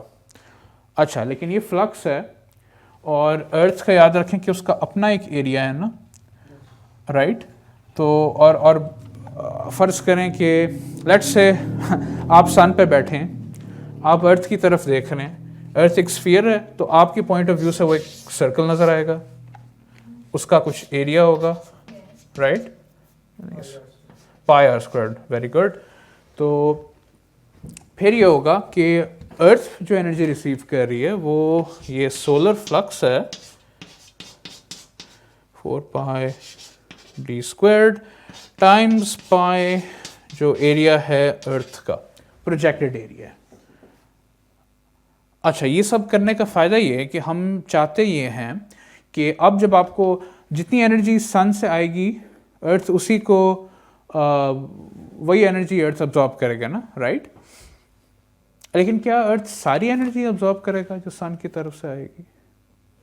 नहीं, रिफ्लेक्ट भी तो होती है, हाँ। तो रिफ्लेक्ट, हाँ थोड़ा सा मेरा, अच्छा, तो रिफ्लेक्शन को हम इस तरह इसमें फैक्टर इन करते हैं कि ये वो सारी एनर्जी है जो अर्थ पे आ रही है, इसका कुछ हिस्सा ही अर्थ रखेगा। तो लेट्स से अगर 1 है, ठीक है, अगर मैं इसको टाइम्स 1 कर दूं, कोई फ़र्क तो नहीं पड़ता ना इस क्वांटिटी को। तो अगर मैंने कहना है कि कुछ हिस्सा अर्थ रिफ्लेक्ट कर देगा, राइट? तो वो जो रिफ्लेक्शन है उसको हम क्वांटिफाई करते हैं, एक रेशो होता है जिसको एल्बिडो कहते हैं, रिफ्लेक्टिविटी। बस कुछ फ्रैक्शन है जो रिफ्लेक्ट हो रहा है, तो बचेगा क्या? जो एब्जॉर्प्शन है, तो वो उसमें से आप सब्ट्रैक्ट कर दें, राइट? ये जो वैल्यू है ए की ना, अर्थ के लिए ये 0.3 है, वीनस के लिए ये अराउंड 0.8 है। तो इसका कुछ आप, इसका क्या मतलब है? अगर वीनस ज़्यादा लाइट रिफ्लेक्ट कर रहा है, कभी किसी ने वीनस देखा है आसमान पे? क्या ऑब्जर्वेशन, क्या चीज़ स्ट्राइक वो करती है, इमीडिएटली स्टैंड आउट करती है वीनस के बारे में?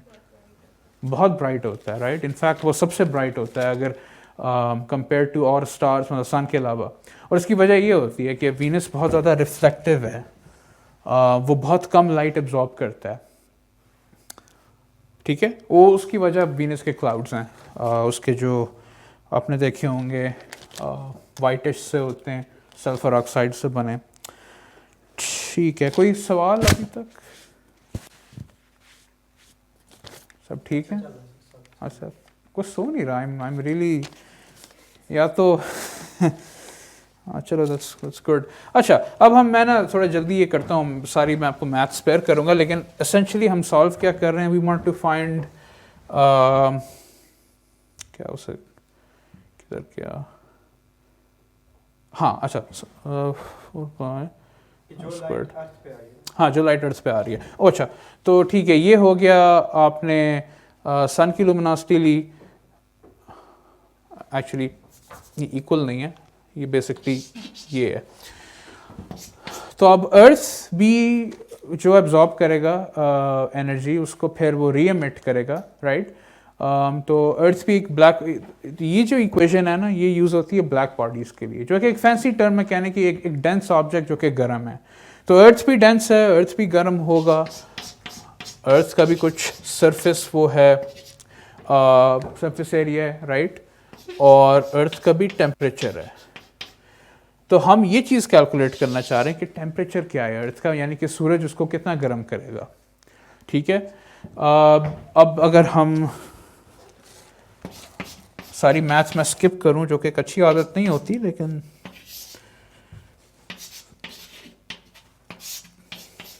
तो हमें ये इक्वेशन मिलती है टेम्परेचर की। अच्छा, इमीडिएटली आप देख सकते हैं कि टेम्परेचर का डिस्टेंस के साथ रिलेशनशिप है, राइट। हम अभी अर्थ की बात कर रहे हैं, आप इसको जेनेरिक कर सकते हो, आप कह सकते हो कि ये किसी भी प्लैनेट के लिए और किसी भी स्टार के लिए है। और ये चीज़ समझ में आती है ना कि अगर एक प्लैनेट दूर होगा ठंडा होगा, पास होगा गर्म होगा, राइट। लाइक सबसे गर्म प्लैनेट क्या है सोलर सिस्टम का? सेकंड वैसे, अच्छा ठीक है, दैट्स अ गुड गैस, हाँ मरकरी है ना। अच्छा, based of of this equation it's right, हाँ हाँ एग्जैक्टली, हाँ, लेकिन उसकी वजह, तो अभी मैं उसकी तरफ आता हूँ। तो एनी हाउस, अगर हम चीज़ें प्लग इन करें अर्थ के लिए, तो अर्थ का जो टेम्परेचर, अब हमने सिंपली क्या किया, हमने एनर्जी बैलेंस की है, राइट, और हमने कहा है कि अर्थ पे एक ब्लैक बॉडी है, तो अर्थ का टेम्परेचर क्या है। तो अर्थ का टेम्परेचर अगर आप प्लग इन करें ये सारी चीज़ें, तो कुछ होता है 270 केल्विन, जो कि -273 करें तो -3 डिग्री सेल्सियस है। क्या ख्याल है, -3 डिग्रीज अर्थ का एवरेज टेम्परेचर पता है किसी को? ठीक है, रूम टेम्परेचर कितना होता है अंदाजा? 20s में ना, राइट। वैसे 15-16 डिग्री है, लेकिन वही आप सही कह रहे हैं कि तो फिर -3 क्यों आ रहा है? और ये बिल्कुल सच है, बताइए आप खुद भी क्या इसमें प्लग इन करके देख सकते हैं। Green house gases, exactly. तो हमने ये जो इक्वेशन है ना, यहाँ पे फिर एक एक्स्ट्रा टर्म आएगी कि जो ग्रीन हाउस गैसेस की जो एनर्जी है। इसी तरह अगर आप यही इक्वेशन यूज़ करें वीनस के लिए, तो वीनस का फिर आपको टेम्परेचर मिलता है, अच्छा इसको कहते हैं इक्विलिब्रियम टेम्परेचर, क्योंकि आपने इक्वेट किया जो एनर्जी आ रही है वर्सेस जो एनर्जी एमिट हो रही है, राइट। तो उसमें फिर आप ग्रीन हाउस गैसेस को इग्नोर करते हैं। लेकिन ये दिखाने का मकसद ये कि अगेन ये भी फेयरली सिंपल, आप एजम्पशंस के थ्रू आपको एक टेम्परेचर, एक एटलीस्ट एक रफ एस्टिमेट तो मिल सकता है ना। अच्छा, तो वीनस का वो टेम्परेचर आपको मिलता है 328 केल्विन का, और मरकरी का आपको मिलता है 450 का। तो सॉरी, इसको मैं लगे रहने देता हूँ यहाँ पे। तो बेस्ड ऑफ दिस इक्वेशन आपकी बात बिल्कुल सही थी कि मरकरी ही ज़्यादा गर्म होगा, लेकिन हकीकत में कौन सा प्लैनेट ज़्यादा गर्म है, मरकरी या वीनस? वीनस है। और अगेन जो आपने बात की ना ग्रीन हाउस गैसेस, तो इसी तरह वीनस का भी ग्रीन हाउस इफेक्ट है। तो उस ग्रीन हाउस इफेक्ट की वजह से फिर वीनस जो है वो, आपको पता है ना कि उस पर तो पानी भी एग्जिस्ट नहीं करता, वो सारा बॉयल ऑफ हो चुका है। तो इनके एक्चुअल टेम्परेचर्स जो हैं, इधर ही मैं लिख देता हूँ। तो वीनस का एक्चुअली है 730 केल्विन। मरकरी का एक्चुअली काफ़ी करीब है, क्योंकि ना मरकरी का वर्चुअली एटमॉस्फेयर है नहीं। तो मरकरी के लिए ये जो टेम्परेचर एस्टिमेट है ये इट्स सुपर एक्यूरेट, क्योंकि ऑलमोस्ट कोई ग्रीन हाउस इफेक्ट नहीं है। लेकिन वीनस का है, राइट। और ग्रीन हाउस इफेक्ट आपको पता है अर्थ को भी इफेक्ट कर रहा है, टेम्परेचर बढ़ रहा है सालाना ना। कोई क्वेश्चन इस पर अभी तक? ये चीज़ आप फॉलो कर रहे हैं? लाइक जैसे थोड़ा सा मुझे पता है वो कुछ नई चीज़ें हैं, जैसे फ्लक्स और टेम्परेचर का रिलेशनशिप और लुमिनोसिटी वो हैं, लेकिन आई थिंक कि द थिंग इज़ कि अभी तक आई वुड आर्ग्यू कि फेयरली बेसिक मैथ ही रही है ना। कुछ वो चीज़ें आती रहती हैं, पाइज और वो फैक्टर्स, लेकिन मेन जो मैं आपको बताना चाह रहा हूँ कि जो एस्ट्रोफिजिसिस्ट का जो सारा नान नफ़का होता है वो इससे होता है कि वो देखे कि ये क्वांटिटीज़ आपस में कैसे रिलेट करती हैं। एग्जैक्टली, हाँ। अच्छा, तो अब हम चलते हैं अपने आखिरी सेक्शन की तरफ। तो हमने अभी टेम्परेचर कैलकुलेट किया अर्थ का, वेल इफेक्टिवली एनी प्लैनेट का, और हम ये कर सकते हैं किसी भी सोलर सिस्टम में अप्लाई कर सकते हैं इस इक्वेशन को ना। आपको सिर्फ चेंज करना होगा, मतलब अगर आपने बीटल जूस या सीरियस को देखना है तो फिर आपको उनकी वैल्यूज़ डालनी होंगी। अच्छा, डिस्टेंस जो है, अब हम उल्टा सोचते हैं। हम अगर फ़र्ज़ करें कि मैं रीअरेंज करता हूँ इन टर्म्स को और मैं डिस्टेंस को सब्जेक्ट बना देता हूँ इक्वेशन का, ठीक है। ये मैं क्यों कर रहा हूँ मैं आपको भी बताता हूँ। Temperature of planet 1 minus a 1 to the 4 squared r squared divided by 2। अच्छा, लेट्स से मैं कहता हूँ कि मुझे इंटरेस्ट है किसी भी सोलर सिस्टम में, मैं जानना चाहता हूँ कि पानी कहाँ पर लिक्विड फॉर्म में हो सकता है, राइट। तो मैं ये कर सकता हूँ कि मैं कह सकता हूँ कि अच्छा, उस प्लैनेट का टेम्परेचर लाजमी एटलीस्ट पानी का जो मेल्टिंग पॉइंट है उस जितना होना चाहिए ना। तो मेल्टिंग पॉइंट क्या है पानी का? 0। तो केल्विन में वो हो जाता है 273। हाँ, एग्जैक्टली, वेरी गुड। तो 273 मैं प्लग इन कर सकता हूँ और फिर फॉर एनी स्टार, राइट, मैं कैलकुलेट कर सकता हूँ कि किस डिस्टेंस पर पानी मौजूद हो सकता है। तो किसी ने सुना है कि इस डिस्टेंस को क्या कहते हैं? किसी ने हैबिटेबल जोन का नाम सुना है? जहाँ लाइफ एग्जिस्ट कर सकती है ना। लाइफ एग्जिस्ट करने की कंडीशन क्या है कि आपको वाटर चाहिए, एग्जैक्टली। अगर टेम्परेचर उस प्लैनेट का लेट्स से बिलो या ज़्यादा हो, अगर तो बहुत ज़्यादा हुआ, अगर अबव बॉइलिंग पॉइंट हुआ तो वहाँ पे पानी अगेन वो एवेपोरेट हो जाएगा। अगर वो बहुत छोटा टेम्परेचर होगा, फ्रीजिंग से नीचे होगा, तो आपको लिक्विड वाटर नहीं होगा, राइट। तो ये चीज़ बहुत ज़रूरी है जानना किसी सोलर सिस्टम के लिए ना, कि उसकी ये वाटर लाइन या आइस लाइन, यूजुअली इसको आइस लाइन या कभी स्नो लाइन भी कहते हैं, वो कहाँ है। तो ये जो आप नहीं सुनते न्यूज़ में कि फलां प्लैनेट वो हैबिटेबल है, ये देखा होगा ना, वो केपलर ने फलां प्लैनेट ढूंढा और उस पर पॉसिबल लाइफ हो सकती है। तो वो इसलिए होती है क्योंकि, मतलब इसलिए वो लोग कहते हैं क्योंकि वहाँ पे टेम्परेचर उस प्लैनेट का ऐसा होता है कि वहाँ पर लिक्विड वाटर एग्जिस्ट कर सकता है, राइट। तो अच्छा, एक और बहुत इंटरेस्टिंग चीज़ अगर आप देखें यहाँ पे कि जो डिस्टेंस, जो आइस लाइन होगी ना, वो, इसको हम कर देते हैं यहाँ पर 273 लिख देते हैं। वो डिपेंड करेगी सन के स्टार के टेम्परेचर पे और उसके साइज पे, राइट। दोनों का कॉम्बिनेशन है। वैसे ज़्यादा हैवीली वो टेम्परेचर पे डिपेंड करेगा क्योंकि टेम्परेचर स्क्वायर हो रहा है यहाँ पे। तो इसका मतलब है कि अगर एक स्टार बहुत ज़्यादा गर्म होगा तो जो आइस लाइन होगी जहाँ पर पानी पाया जाएगा वो आपके ख्याल से किधर होगी? ज़्यादा दूर होगी, ज़्यादा करीब होगी उस स्टार के? तो स्टार बहुत ज़्यादा, हम कह रहे हैं कि अगर एक स्टार ज़्यादा गर्म हो तो फिर आपको किधर होना होगा? पानी दूर होना पड़ेगा ना, क्योंकि थोड़ा ज़्यादा दूर होना पड़ेगा। तो मिसाल के तौर पर लेट्स से आपके पास कोई स्टार है, किसी ने सिरियस का नाम सुना है? सिरियस एक काफ़ी ब्राइट स्टार है, आपको यूजुअली समर्स में नज़र आता है, आजकल नहीं होगा। तो सिरियस एक ट्रिपल सिस्टम है, उसमें एक स्टार है सिरियस ए। उसका जो टेम्परेचर है वो है कोई 10,000 डिग्रीज, ऑलमोस्ट दुगना है। सन का टेम्परेचर किसी को पता है? सरफेस टेम्परेचर क्या है? हाँ, तो सन का है, मैं लिख देता हूँ, जो सोलर टेम्परेचर है वो है about like 5800 kelvin, right, 6000 almost. तो ये उससे ऑलमोस्ट दुगना है। और इसका जो साइज है सिरियस का वो है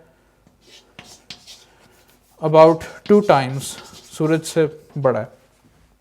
इसके लिए अगर आप कैलकुलेट करो ना कि कहाँ पर पानी पाया जा सकता है, तो वो डिस्टेंस आपका होता है अराउंड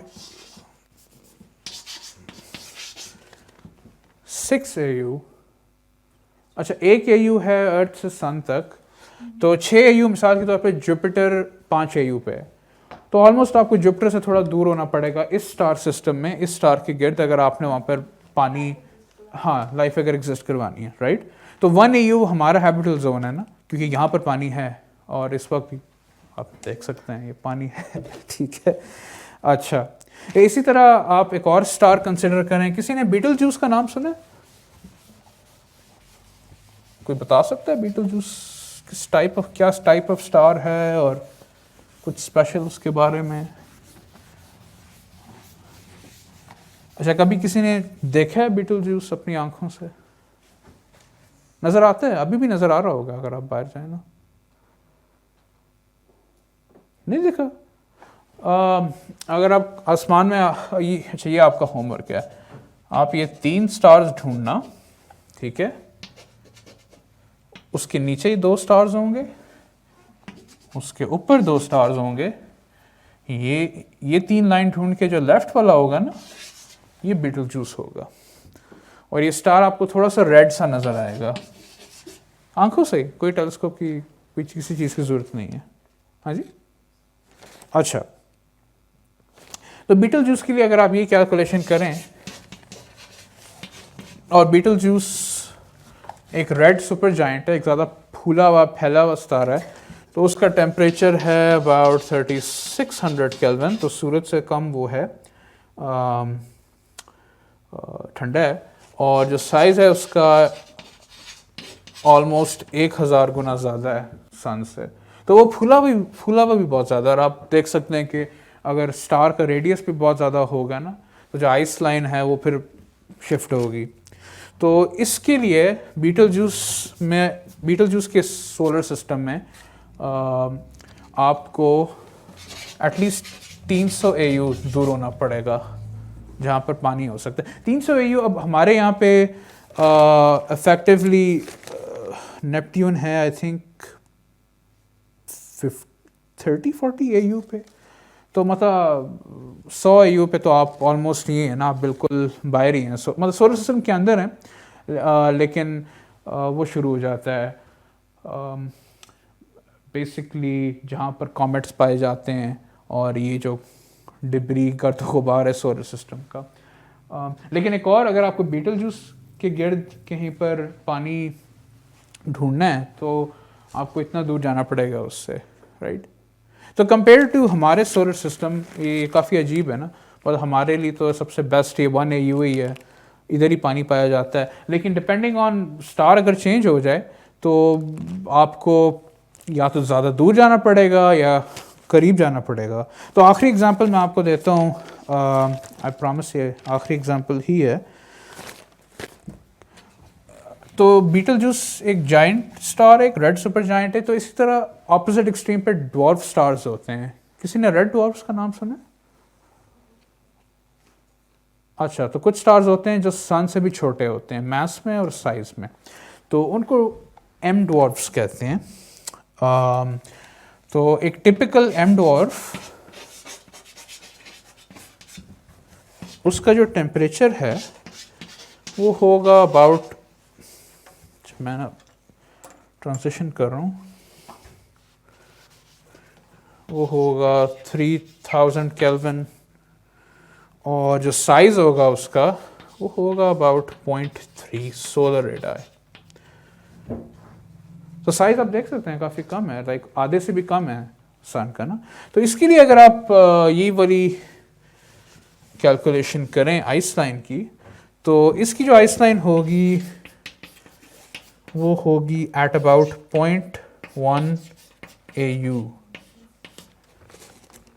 यानी कि आपको जो अर्थ 1 AU है सूरज से, तो आपको मज़ीद करीब जाना पड़ेगा इस तरह के छोटे ठंडे सितारे के पॉइंट। इसका आप सेंस ऐसा कर सकते हैं कि मरकरी सबसे करीब प्लैनेट कौन सा है सोलर सिस्टम में? आंसर मैंने दे ही दिया, क्या है? मरकरी है ना। तो मरकरी का जो डिस्टेंस है वो है अबाउट 0.4 AU। ऑन एवरेज, थोड़ा सा कम भी होता है, कभी ज़्यादा होता है। तो यानी कि आपको मरकरी से भी कम ऑर्बिट के किसी प्लैनेट में किसी एम डॉट सिस्टम के लिए आपको वहाँ पे पानी मिलेगा, राइट? लेकिन मैं जो मेन पॉइंट है वो ये है कि इस आई वुड से कि एक रिलेटिवली सिंपल इक्वेशन से आप पहले ही देख सकते हो, आप देख के बता सकते हो कि अच्छा स्टार बहुत ज़्यादा ब्राइट होगा तो जाहिर सी बात है आपको दूर होना पड़ेगा पानी के लिए, और अगर वो जितना कम ब्राइट होगा उतने उसके करीब होना पड़ेगा। तो टेम्परेचर और रेडियस ये डिटरमिन करते हैं कि किसी सोलर सिस्टम में पानी कहाँ पे पाया जाएगा, right? Does this make sense? अच्छा, तो ठीक है, तो फाइनल मैं आपको इमेज पर दिखाता हूँ। तो वो अगर आप slide, I think third slide है, इसको जरा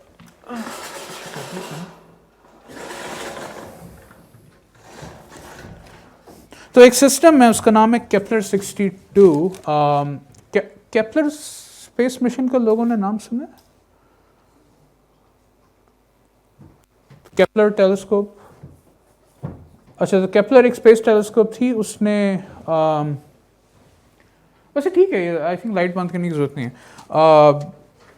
तो केपलर जो था उसने बहुत से सिस्टम्स ढूंढे थे, इनको हम एक्स्ट्रा सोलर सिस्टम्स कहते हैं, यानी कि हमारे सोलर सिस्टम से बाहर जो सोलर सिस्टम्स पाए जाते हैं ना।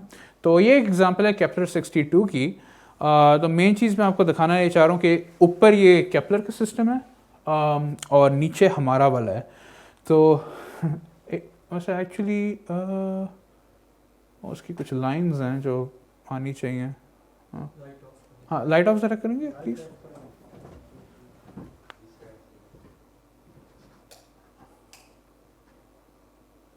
आई गेस वो नहीं आई होंगी। एनी हाउस, अब बेसिकली ये जो सारा सोलर सिस्टम है ना, कि यहाँ पे फिट इन हो सकता है। तो हमारे सोलर सिस्टम में मरकरी सबसे करीब प्लैनेट है, सबसे छोटा ऑर्बिट उसका होगा। लेकिन इसी के अंदर आप किसी और केपलर 62 में, जहाँ पर ये एक ड्वार्फ स्टार है, एक रेड ड्वार्फ स्टार है, और यहाँ पर ये कुछ प्लैनेट्स हैं जो एक्चुअली वो हैं अर्थ के साइज़ के हैं। आप देख सकते हैं जैसे ये 62F थोड़ा सा बड़ा है अर्थ से, इनको सुपर अर्थ्स कहते हैं, लेकिन और ये हैबिटेबल जोन इसका यहाँ है। जबकि अगर हम इसी को देखें हमारे सोलर सिस्टम में, मरकरी तो दूर दूर तक हैबिटेबल नहीं है, राइट? मरकरी तो अच्छा खासा गर्म है, इवन वीनस पे नहीं है। अर्थ पे जाके यहाँ पर आके आपको ना हमारे सोलर सिस्टम में आपको पानी मिल सकता है और सब्सिक्वेंटली उसकी वजह से लाइफ मिल सकती है। जबकि इस दूसरे सोलर सिस्टम में जहाँ पर जो सितारा है वो ज़रा छोटा है और कम ब्राइट है, उधर आपको काफ़ी करीब जाना पड़ता है to have life, potentially have life, या एटलीस्ट कम से कम लिक्विड वाटर प्लैनेट के सरफेस पर हो, राइट? कुछ सवाल इस बारे में?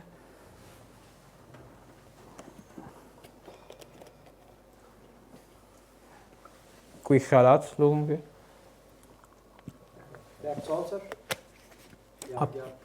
आप कहते हैं और पढ़ लेते हैं?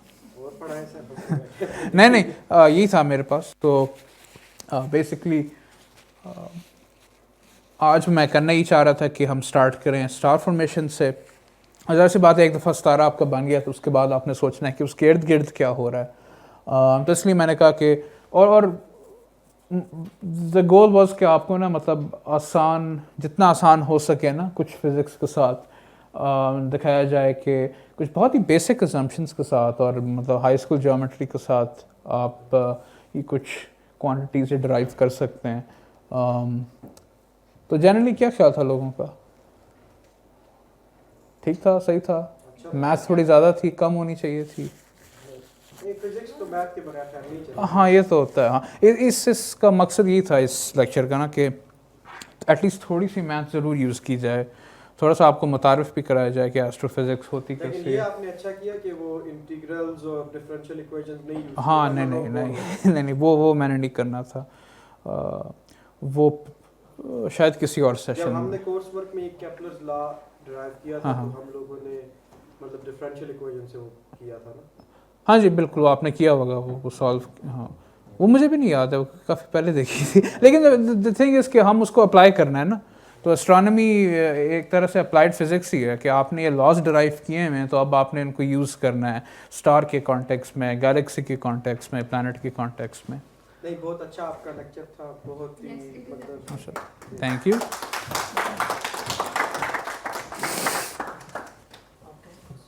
कोई क्वेश्चन था आपको? जी जी पूछिए। अस्सलाम वालेकुम। वालेकुम अस्सलाम। मैं राज बलूच फ्रॉम तुर्बत बलूचिस्तान। हाँ सर। सर क्वेश्चन ये थोड़ा इससे तो एस्ट्रोफिजिक्स से थोड़ा अलग है। जी जी जो स्पेस साइंस में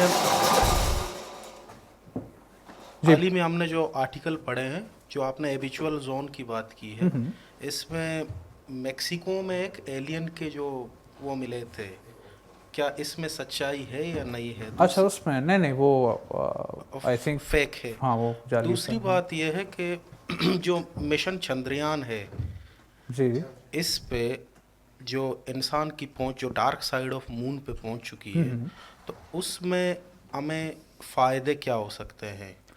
और third question, last but not least, Pakistan में एस्ट्रोफिज़िक्स या ऐसे सब्जेक्ट्स की स्कोप है या नहीं? फिर प्रोफेसर अली शीरवालू की तरह कोई बिस्मिल्लाह न करे। अच्छा तो वो मेक्सिको वाला वो फेक ही था, वो आई थिंक वो कोई होक्स था या प्रैंक था, आई डोंट नो, लेकिन वो सर्टनली सच नहीं था। दूसरा आपने सवाल पूछा था ये चंद्रयान के बारे में, जो फार साइड है, तो फार साइड ऑफ मून इंटरेस्ट जो हमें एक ही चेहरा नज़र आता है ना चांद का, ये आप लोगों को पता होगा। तो इसको कहते हैं कि वो चांद टाइडली लॉक्ड है अर्थ के साथ। अमूमन ये होता है कि अगर आपके पास कोई बड़ी बॉडी है और छोटी बॉडी उसके गिर्द ऑर्बिट कर रही है, तो फिर ये हो जाता है कि ये टाइडल लॉकिंग हो जाती है, यानी कि मून के केस में चांद का जो ऑर्बिटल पीरियड है वो इक्वल है उसके रोटेशनल पीरियड के। तो इसका मतलब है कि आप जैसे जैसे चांद आपके गिर्द घूम रहा है, उसका जो उसकी एक्सिस पे जो रोटेशन है वो भी साथ साथ चल रही है, जिसकी वजह से आपको एक ही चेहरा हमेशा नज़र आता है। उसकी वजह से हुआ ये है कि जो तो चांद की जो ग्रेविटी है ना, वो इसमें भी काम आती है कि बहुत से एस्ट्रॉइड्स जो अर्थ की तरफ आते हैं उनको वो डिफ्लेक्ट करती है। ये काम जुपिटर भी करता है, जुपिटर ज़ाहिर सी बात है दूर है, लेकिन चांद भी इसी तरह का एक फंक्शन, एक उसका जो आप कहें काम उसका, वो ये भी है। तो जो फार साइड है वो इंटरेस्टिंगली थोड़ा सा वो है, ज़्यादा क्रेटर्ड है, क्योंकि एक तरह से जो नियर साइड है वो तो हमेशा अर्थ की तरफ फेस कर रही है, तो जो इम्पैक्ट्स को ज़्यादातर फार साइड रिसीव करती है। तो अगर आप फार साइड की इमेजेस हैं आप देख सकते हैं, तो वो ज़्यादा क्रेटर्ड है। तो वो एक दिलचस्पी उसमें इसलिए है क्योंकि मतलब एक वजह दिलचस्पी की यही है कि ज़्यादा वो है, क्रेटर्ड है। उसकी जो टोपोलॉजी है वो जो दूसरी नियर साइड है वो उससे थोड़ा सा डिफरेंट है इस लिहाज से, वरना ज़ाहिर सी बात है कुछ ड्रास्टिक फ़र्क तो नहीं है, कॉम्पोजिशन तो वही है। लेकिन एक वो होता है ना, आपको मतलब सारी साइंस इफेक्टिवली क्या है कि हमें तजस्सुस होता है ना, आपने एक चीज़ उसको कुरेदना है, उसको आपने देखना है। मतलब आपने अभी जब स्टार्स की बात की थी, स्टार फॉर्मेशन की, तो आप उन क्लाउड्स को इमेज इसलिए करते हो, आप बस देखना चाहते हो क्या रहा है। तो इसी तरह फार साइड में भी यही है, लेकिन उसकी जो सरफेस मॉर्फोलॉजी है ना, वो सर्टनली वो इंटरेस्टिंग है, ज़्यादा वो है, ज़्यादा रफ है और वो है, क्रेटर्ड है। तो आखिरी आपका सवाल था एस्ट्रोफिजिक्स पाकिस्तान में, अच्छा स्कोप क्या है उसका? तो इस तरह की ज़ाहिर सी बात है, पाकिस्तान में रिसर्चर्स जनरली कम हैं अक्रॉस द फील्ड ना, मतलब हमारे पर 1000 बंदा आई थिंक बहुत कम एक रेशो होगा कि कितने लोग साइंसेस में हैं। लेकिन वही बात है कि एस्ट्रोफिज़िक्स की आई थिंक पिछले कुछ सालों में, सर्टनली पिछले 10-15 सालों में खासी दिलचस्पी बढ़ी है। आपने देखा है एमेचर लेवल पे भी गो के हम आई गेस अभी तक, मतलब जैसे अभी हाल ही में जब इंडिया ने वो जो रोवर अपना लैंड जब किया चांद पे, तो उसकी वजह से पाकिस्तान में भी काफ़ी हलचल मची ना। तो आई थिंक उसको मद्देनज़र रखते हुए मुझे ज़रूर ऐसा लगता है कि आगे जाके इसमें वैसे चंद कुछ लोग हैं, कुछ इधर उधर ग्रुप्स हैं, मिसाल के तौर पर IST पे कुछ लोग हैं जो काम करते हैं, जो बहुत अच्छा काम कर रहे हैं, इनफैक्ट उनकी रिसर्च बहुत इंटरेस्टिंग है। तो इस तरह के कुछ लोग ज़रूर आपको नज़र आते हैं, थोड़ा सा उनको ढूंढना होता है, इतने वो जिसे कहते हैं शायद शोहरत लफ्ज़ नहीं, लेकिन लोगों को अक्सर पता नहीं होता।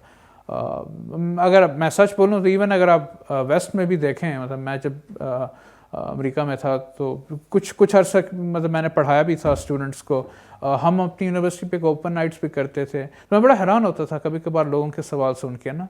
तो वो एक हमारा तासुर है ना कि अच्छा लाइक चलो अमेरिका से आप कंपेयर करो तो वहाँ पर शायद पर 1000 बंदा सर्टनली पाकिस्तान से तो कई गुना ज़्यादा साइंसदान और एस्ट्रोफिजिसिस्ट होंगे, लेकिन आम लोगों को इतना फहम नहीं होता। लेकिन वही है कि जो दिलचस्पी जो कम अज़ कम मुझे नज़र आती है पाकिस्तान में जो बढ़ रही है, वो एक अच्छी निशानी है कि इससे फिर मज़ीद लोग मतलब मैं अभी जिधर हूँ पोलैंड में, उधर भी मैं 2-3 पाकिस्तानियों को जानता हूँ जो एस्ट्रोफिज़िक्स में या पार्टिकल फिज़िक्स में तो मेरे ख्याल से पाकिस्तान में काफ़ी कुछ एक उसकी तारीख भी है, प्रोफेसर सलाम की वजह से काफ़ी लोग आए हैं उस शोबे में। हाँ, लेकिन आई थिंक एस्ट्रोफिज़िक्स ही है कि ये एक फील्ड है जो थोड़ी पाकिस्तान में पीछे रही है, उसमें लोग इतने ज़्यादा नहीं थे हिस्टोरिकली, लेकिन अब मुझे लगता है वक्त के साथ ये तब्दील होगा। तो बेसिकली यही है कि जितने ज़्यादा जब लोग इसमें आएंगे तो फिर ही वो बेशक अब्रॉड भी, मतलब पाकिस्तान से बाहर भी अब आपको आई थिंक हैं एटलीस्ट कुछ पे मैं नज़र रखता हूँ, कुछ ऐसे लोग पाकिस्तानी ओरिजिन के जो इसमें काम कर रहे हैं। तो उम्मीद यही है कि आगे जाके इंशाल्लाह इसमें मज़ीद इजाफ़ा होगा, आप जैसे लोग इसमें आएंगे फील्ड में। अच्छा, और कोई सवाल? बस यही है, इंडिया ने न्यूक्लियर बम बनाया, हमने बना दिया, इंडिया ने चंद्रयान भेजा, हम उसके पीछे अब नहीं वो तो हम बात से पहले क्या हमने मिसाइल पहले भेजा, हाँ बस हाँ वो हम थोड़ा सुस्त हो गए ना।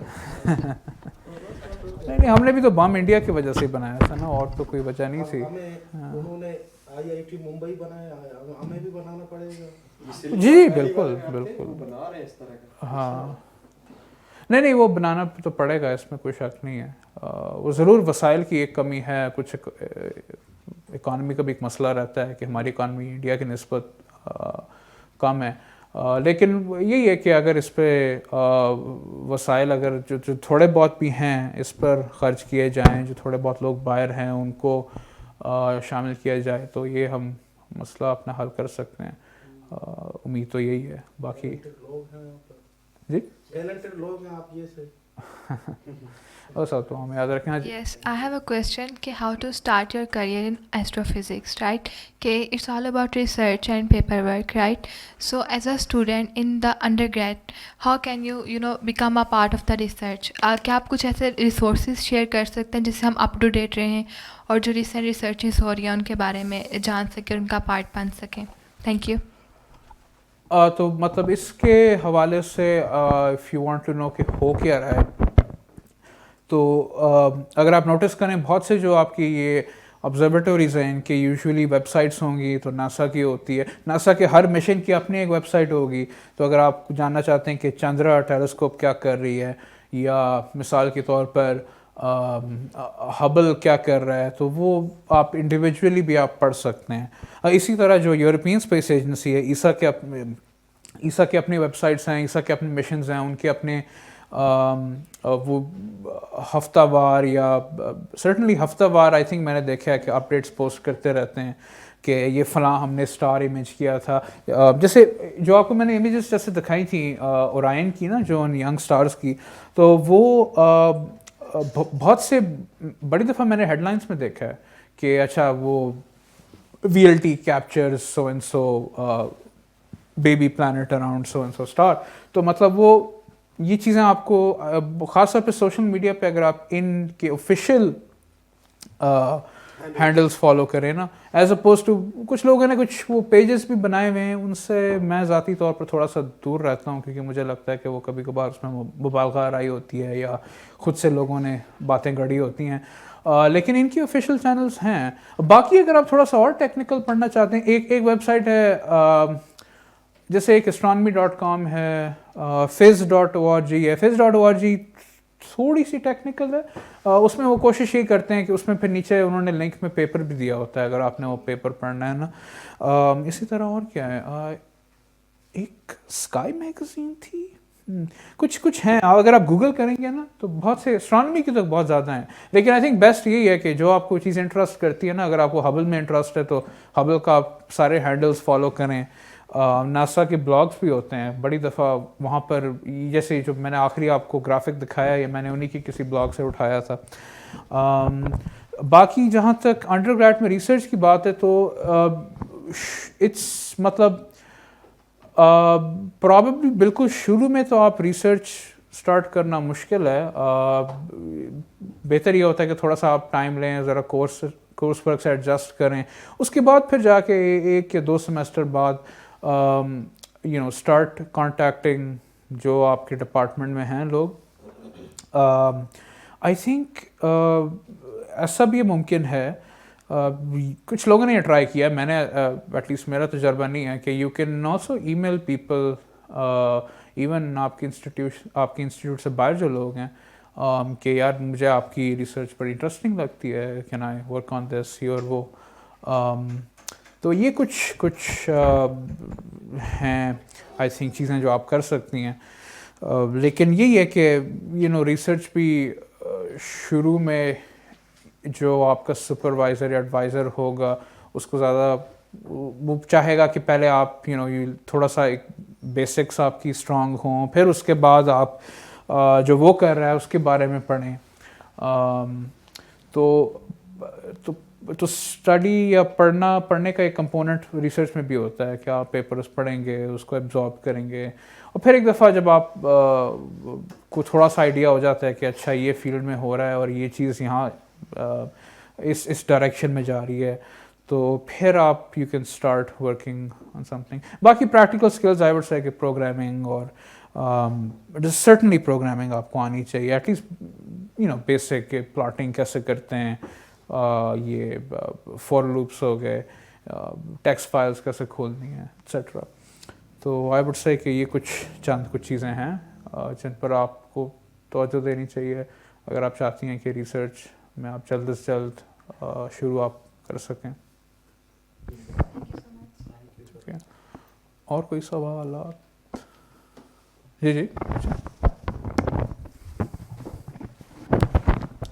वैसे तो सर मैंने अपने तमाम सवालात पूछ ही लिए, लेकिन एक सवाल ये है कि जिस तरह अब आपको अगर कोई डेटा चाहिए बाहर से, अमेरिका से फॉर एग्जांपल आपको चाहिए, तो वो डेटा आप यहाँ पर उसको कैसे एनालाइज करते हैं? तो एक तो ये सवाल है। दूसरा ये सवाल है कि अंडर ग्रेजुएट लेवल पर जिस तरह इन्होंने अभी कहा कि अगर प्रोजेक्ट आप स्टार्ट भी कर लेते हैं तो इस तरह की मैथमेटिक्स से आप कैसे डील करेंगे? एक तो ये सवाल है। फिर पाकिस्तान में अभी इस वक्त कायद-ए-आज़म यूनिवर्सिटी में भी एमफिल भी वो करा रहे हैं एस्ट्रोफिज़िक्स में, लेकिन वही पिछले से ही कनेक्टेड है कि बीएस लेवल पे इसको आप कैसे मतलब लेकर आएंगे एस्ट्रोफिज़िक्स को। और एक और इसी तरह का सवाल है, जिस तरह अभी मैंने वो पूछा था कि मैथ्स का आपने रिलेट कर दिया डेंसिटी के साथ ना, वो एक बिल्कुल इन्वर्स रिलेशन बन गया था। लेकिन तो ये टेक्निकली कैसे पॉसिबल है कि एक वक्त में 2 किस्म के रिलेशनशिप हों? ठीक है सर, बस यही सवाल है। ठीक है, सही।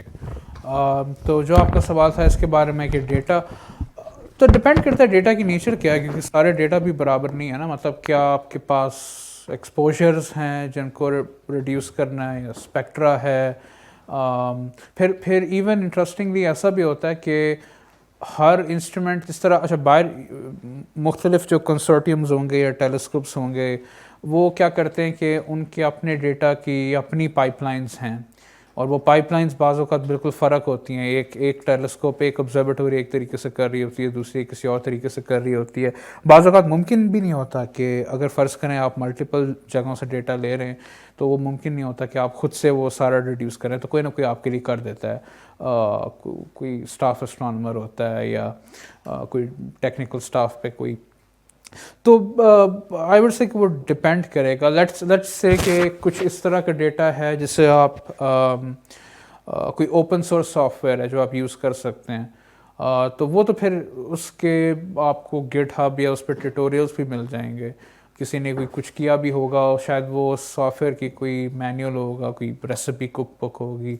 मैं आपको बता रहा हूँ अपने एक्सपीरियंस से जो मैंने देखा है ना। तो सर्टनली इस तरह नहीं है कि कोई वन सॉफ्टवेयर फिट ऑल, वो तो बिल्कुल क्योंकि मतलब हंड्रेड्स ऑफ ऑब्जर्वेटरीज हैं और हर एक की अपनी एक पाइपलाइन होगी, और फिर ये भी डिपेंड करता है आप कर क्या रहे हो।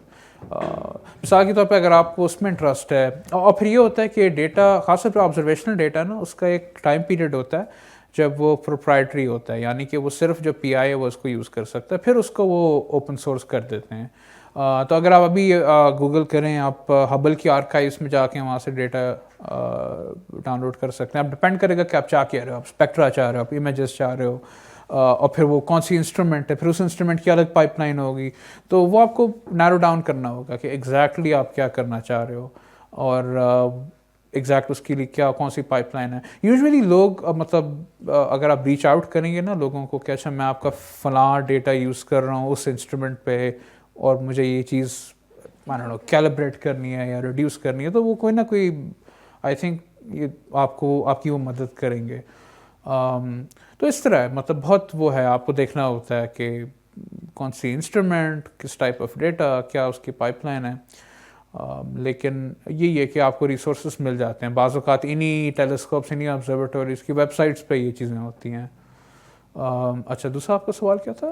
कि अंडर ग्रेजुएट लेवल पे आप कैसे इसको फिज़िक्स को ला सकते हैं, और दूसरा ये कि सर आपका भी इंटरेस्ट एस्ट्रोफिज़िक्स में कैसे डेवलप हुआ और कैसे आप यूथ को मतलब एस्ट्रोफिज़िक्स की तरफ लेकर आएंगे? अच्छा, हाँ ये तो बड़ा मुश्किल सवाल है लेकिन अच्छा, एस्ट्रोफिज़िक्स तो जैसे मेरी जो डिग्री थी वो एस्ट्रोनॉमी एंड फिज़िक्स थी, तो इफेक्टिवली कोर डिग्री आपकी फ़िज़िक्स की होती है, यानी कि आपने वही ENM, क्वांटम और जो बेसिक कोर्सेज हैं ना। एस्ट्रोनॉमी के अमूमन 6-7 और एक्स्ट्रा कोर्सेज होते हैं। कभी कभार कुछ डिपार्टमेंट्स में मतलब US में, यूरोप में वो ये होता है कि वहाँ पर अलग से एस्ट्रोनॉमी की डिग्री नहीं होती, तो वो फ़िज़िक्स डिपार्टमेंट कभी कभार ऑफ़र करता है आपको ना मुख्तलिफ़ किस्म के कोर्सेज एस्ट्रोनॉमी के। तो मेरे केस में ये था कि वो 6-7 एक्स्ट्रा कोर्सेज लेके ना, तो फिर मेरे मेजर की कंसंट्रेशन बन गई थी एस्ट्रोनॉमी। इधर तो ये भी होता है ना कि आप अपना कोर्स वर्क खुद डिज़ाइन करते हैं, तो इधर तो हमारे पास ये लाइबिलिटी, ये एबिलिटी नहीं है हम कि खुद अपना कोर्स वर्क डिज़ाइन कर सकें, जो यूनिवर्सिटी की पॉलिसी होती है। मतलब वो डिपेंड करता है, वो खुद आप क्योंकि अगर आपने एक मेजर करना होता है ना तो उसके सर्टन क्रेडिट आवर्स होते हैं, तो उसमें कुछ फ्लेक्सिबिलिटी होती है, लेकिन ऐसा भी नहीं होता कि आप बिल्कुल खुद से कुछ कर सकते हो ना। तो यूजुअली ये है कि कुछ जैसे ये एक ऑप्शन होती है कि आप कुछ मास्टर्स कोर्सेज ले सकते हो या ऑडिट कर सकते हो, लेकिन वो डिपेंड करेगा कि आपका इंटरेस्ट क्या है। मतलब अगर आपने एस्ट्रोफिज़िक्स के करना है तो वो भी आप करने को कर सकते हैं, लेकिन वो फिर ये चीज़ है कि उसमें अपने कंस्ट्रेंट्स होते हैं कि क्रेडिट आवर्स आपने इतने पूरे करना है। बाज़ बात ये भी होता है कि आप को इंटरेस्ट होता है, बहुत ज़्यादा कोर्सेज ले लेते हो, लेकिन फिर वो आपके लिए वो बाले जान बन सकता है, क्योंकि फिर थोड़ा सा आप वो भी हो जाते हो, अपना बोझ भी बढ़ा देते हो एकेडमिकली। बाकी आपने पूछा था उसके बारे में मास और डेंसिटी का ना। हाँ नहीं, तो अच्छा हम कर ये रहे थे कि हम कैलकुलेट कर रहे थे। वो सर आपने कहा कि थर्मल एनर्जी और ग्रेविटेशनल एनर्जी की कंडीशन लगी है, जी। इसलिए ऐसा हुआ। लेकिन सर अगर इस तरह ही हम करते रहेंगे तो ये सारे रिलेशन फिर उलट पुलट जाएंगे। नहीं, अच्छा, तो बेसिकली तो मैथ्स की डेफिनेशन नहीं चेंज हो रही। वेरी सॉरी, क्या हुआ? ऑडियंस के लिए भी कि टाइम ज़्यादा हो रहा है, मेरे सवाल आपकी वजह से माफ करें। अच्छा, हाँ नहीं, मैं जल्दी से रैप अप करता हूँ कि वो तो एक डेफिनेशन है ना कि दैट्स कि मैथ्स क्या है, डेंसिटी टाइम्स वॉल्यूम है, ठीक है। आप जो कंप्यूट कर रहे हैं ना, डायमेंशनली वो मैथ्स ही है, मतलब उसके डायमेंशंस मैथ्स के होंगे, तो एज सच डेफिनेशन नहीं चेंज हो रही। वो सिर्फ ये है कि वो कौन सा मैथ्स है जो कोलैप्स इंश्योर करेगा उसका, क्या उसे कहते हैं, क्लाउड का, आप वो कंप्यूट कर रहे हैं ना। ये ऐसे ही है कि मतलब आप अब जैसे हमने फ्री फॉल टाइम कंप्यूट किया था, राइट, उसके डायमेंशन सेकंड्स की होंगे, आप उसमें डाल दें 1/√, डेंसिटी, मतलब जी टाइम स्क्वायर रूट डेंसिटी आप करेंगे ना, तो वो उसके यूनिट्स सेकंड्स के निकलेंगे। तो वो डेफिनेशन को कुछ नहीं हो रहा, राइट, कुछ समझ में आई? जी सर। हाँ हाँ, अच्छा, और किसी का क्वेश्चन था? बस मेरा ख्याल अब हम इख्तिताम की तरफ ही बढ़ चलो रहे हैं। ठीक है।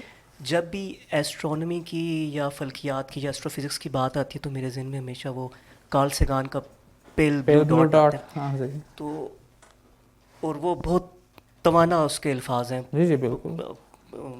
ख़ास तौर पे वो जो सेगमेंट है, साइंस हो, टेक्नोलॉजी हो, कुछ भी हो, सबसे अहम जो चीज़ है वो मेरा ख्याल है, अभी थोड़ा सा जिक्र हुआ रिसोर्सेज का और बहुत सी और चीज़ों का, इकॉनमी का भी, तो एक एज अ पासिंग रेफरेंस, पर सबसे अहम चीज़ मेरा ख्याल है वो है तजस्सुस का मादा, जो आपके अंदर वंडर की एक जो एक हिस्सा है कि आप सोचते हैं कि ऐसा क्यों है। जो हम बड़े होते हैं, कम से कम पाकिस्तान का जो तदरीसी निज़ाम है वो आपको उससे महरूम करता चला जाता है, और ये बहुत बड़ा अलमी है। आई विश के द ब्लैक होल में और भी ऐसे सेशंस हों जो हमें सोचने पर उकसाएं, गौर व फिक्र पर उकसाएं, और वो जो वंडर डेफिसिट है वो दूर हो सके, क्योंकि वो पहला कदम है उस जीने पर चढ़ने के लिए, और बाकी चीज़ें तो फिर बाद में आएंगी। जी जी बिल्कुल। तो आपका बहुत शुक्रिया, आपने वक्त निकाला, ऑडियंस का भी बहुत शुक्रिया। आई होप कि आप दोबारा भी तशरीफ़ लाएं, and good luck for your doctorate as well. Thank you.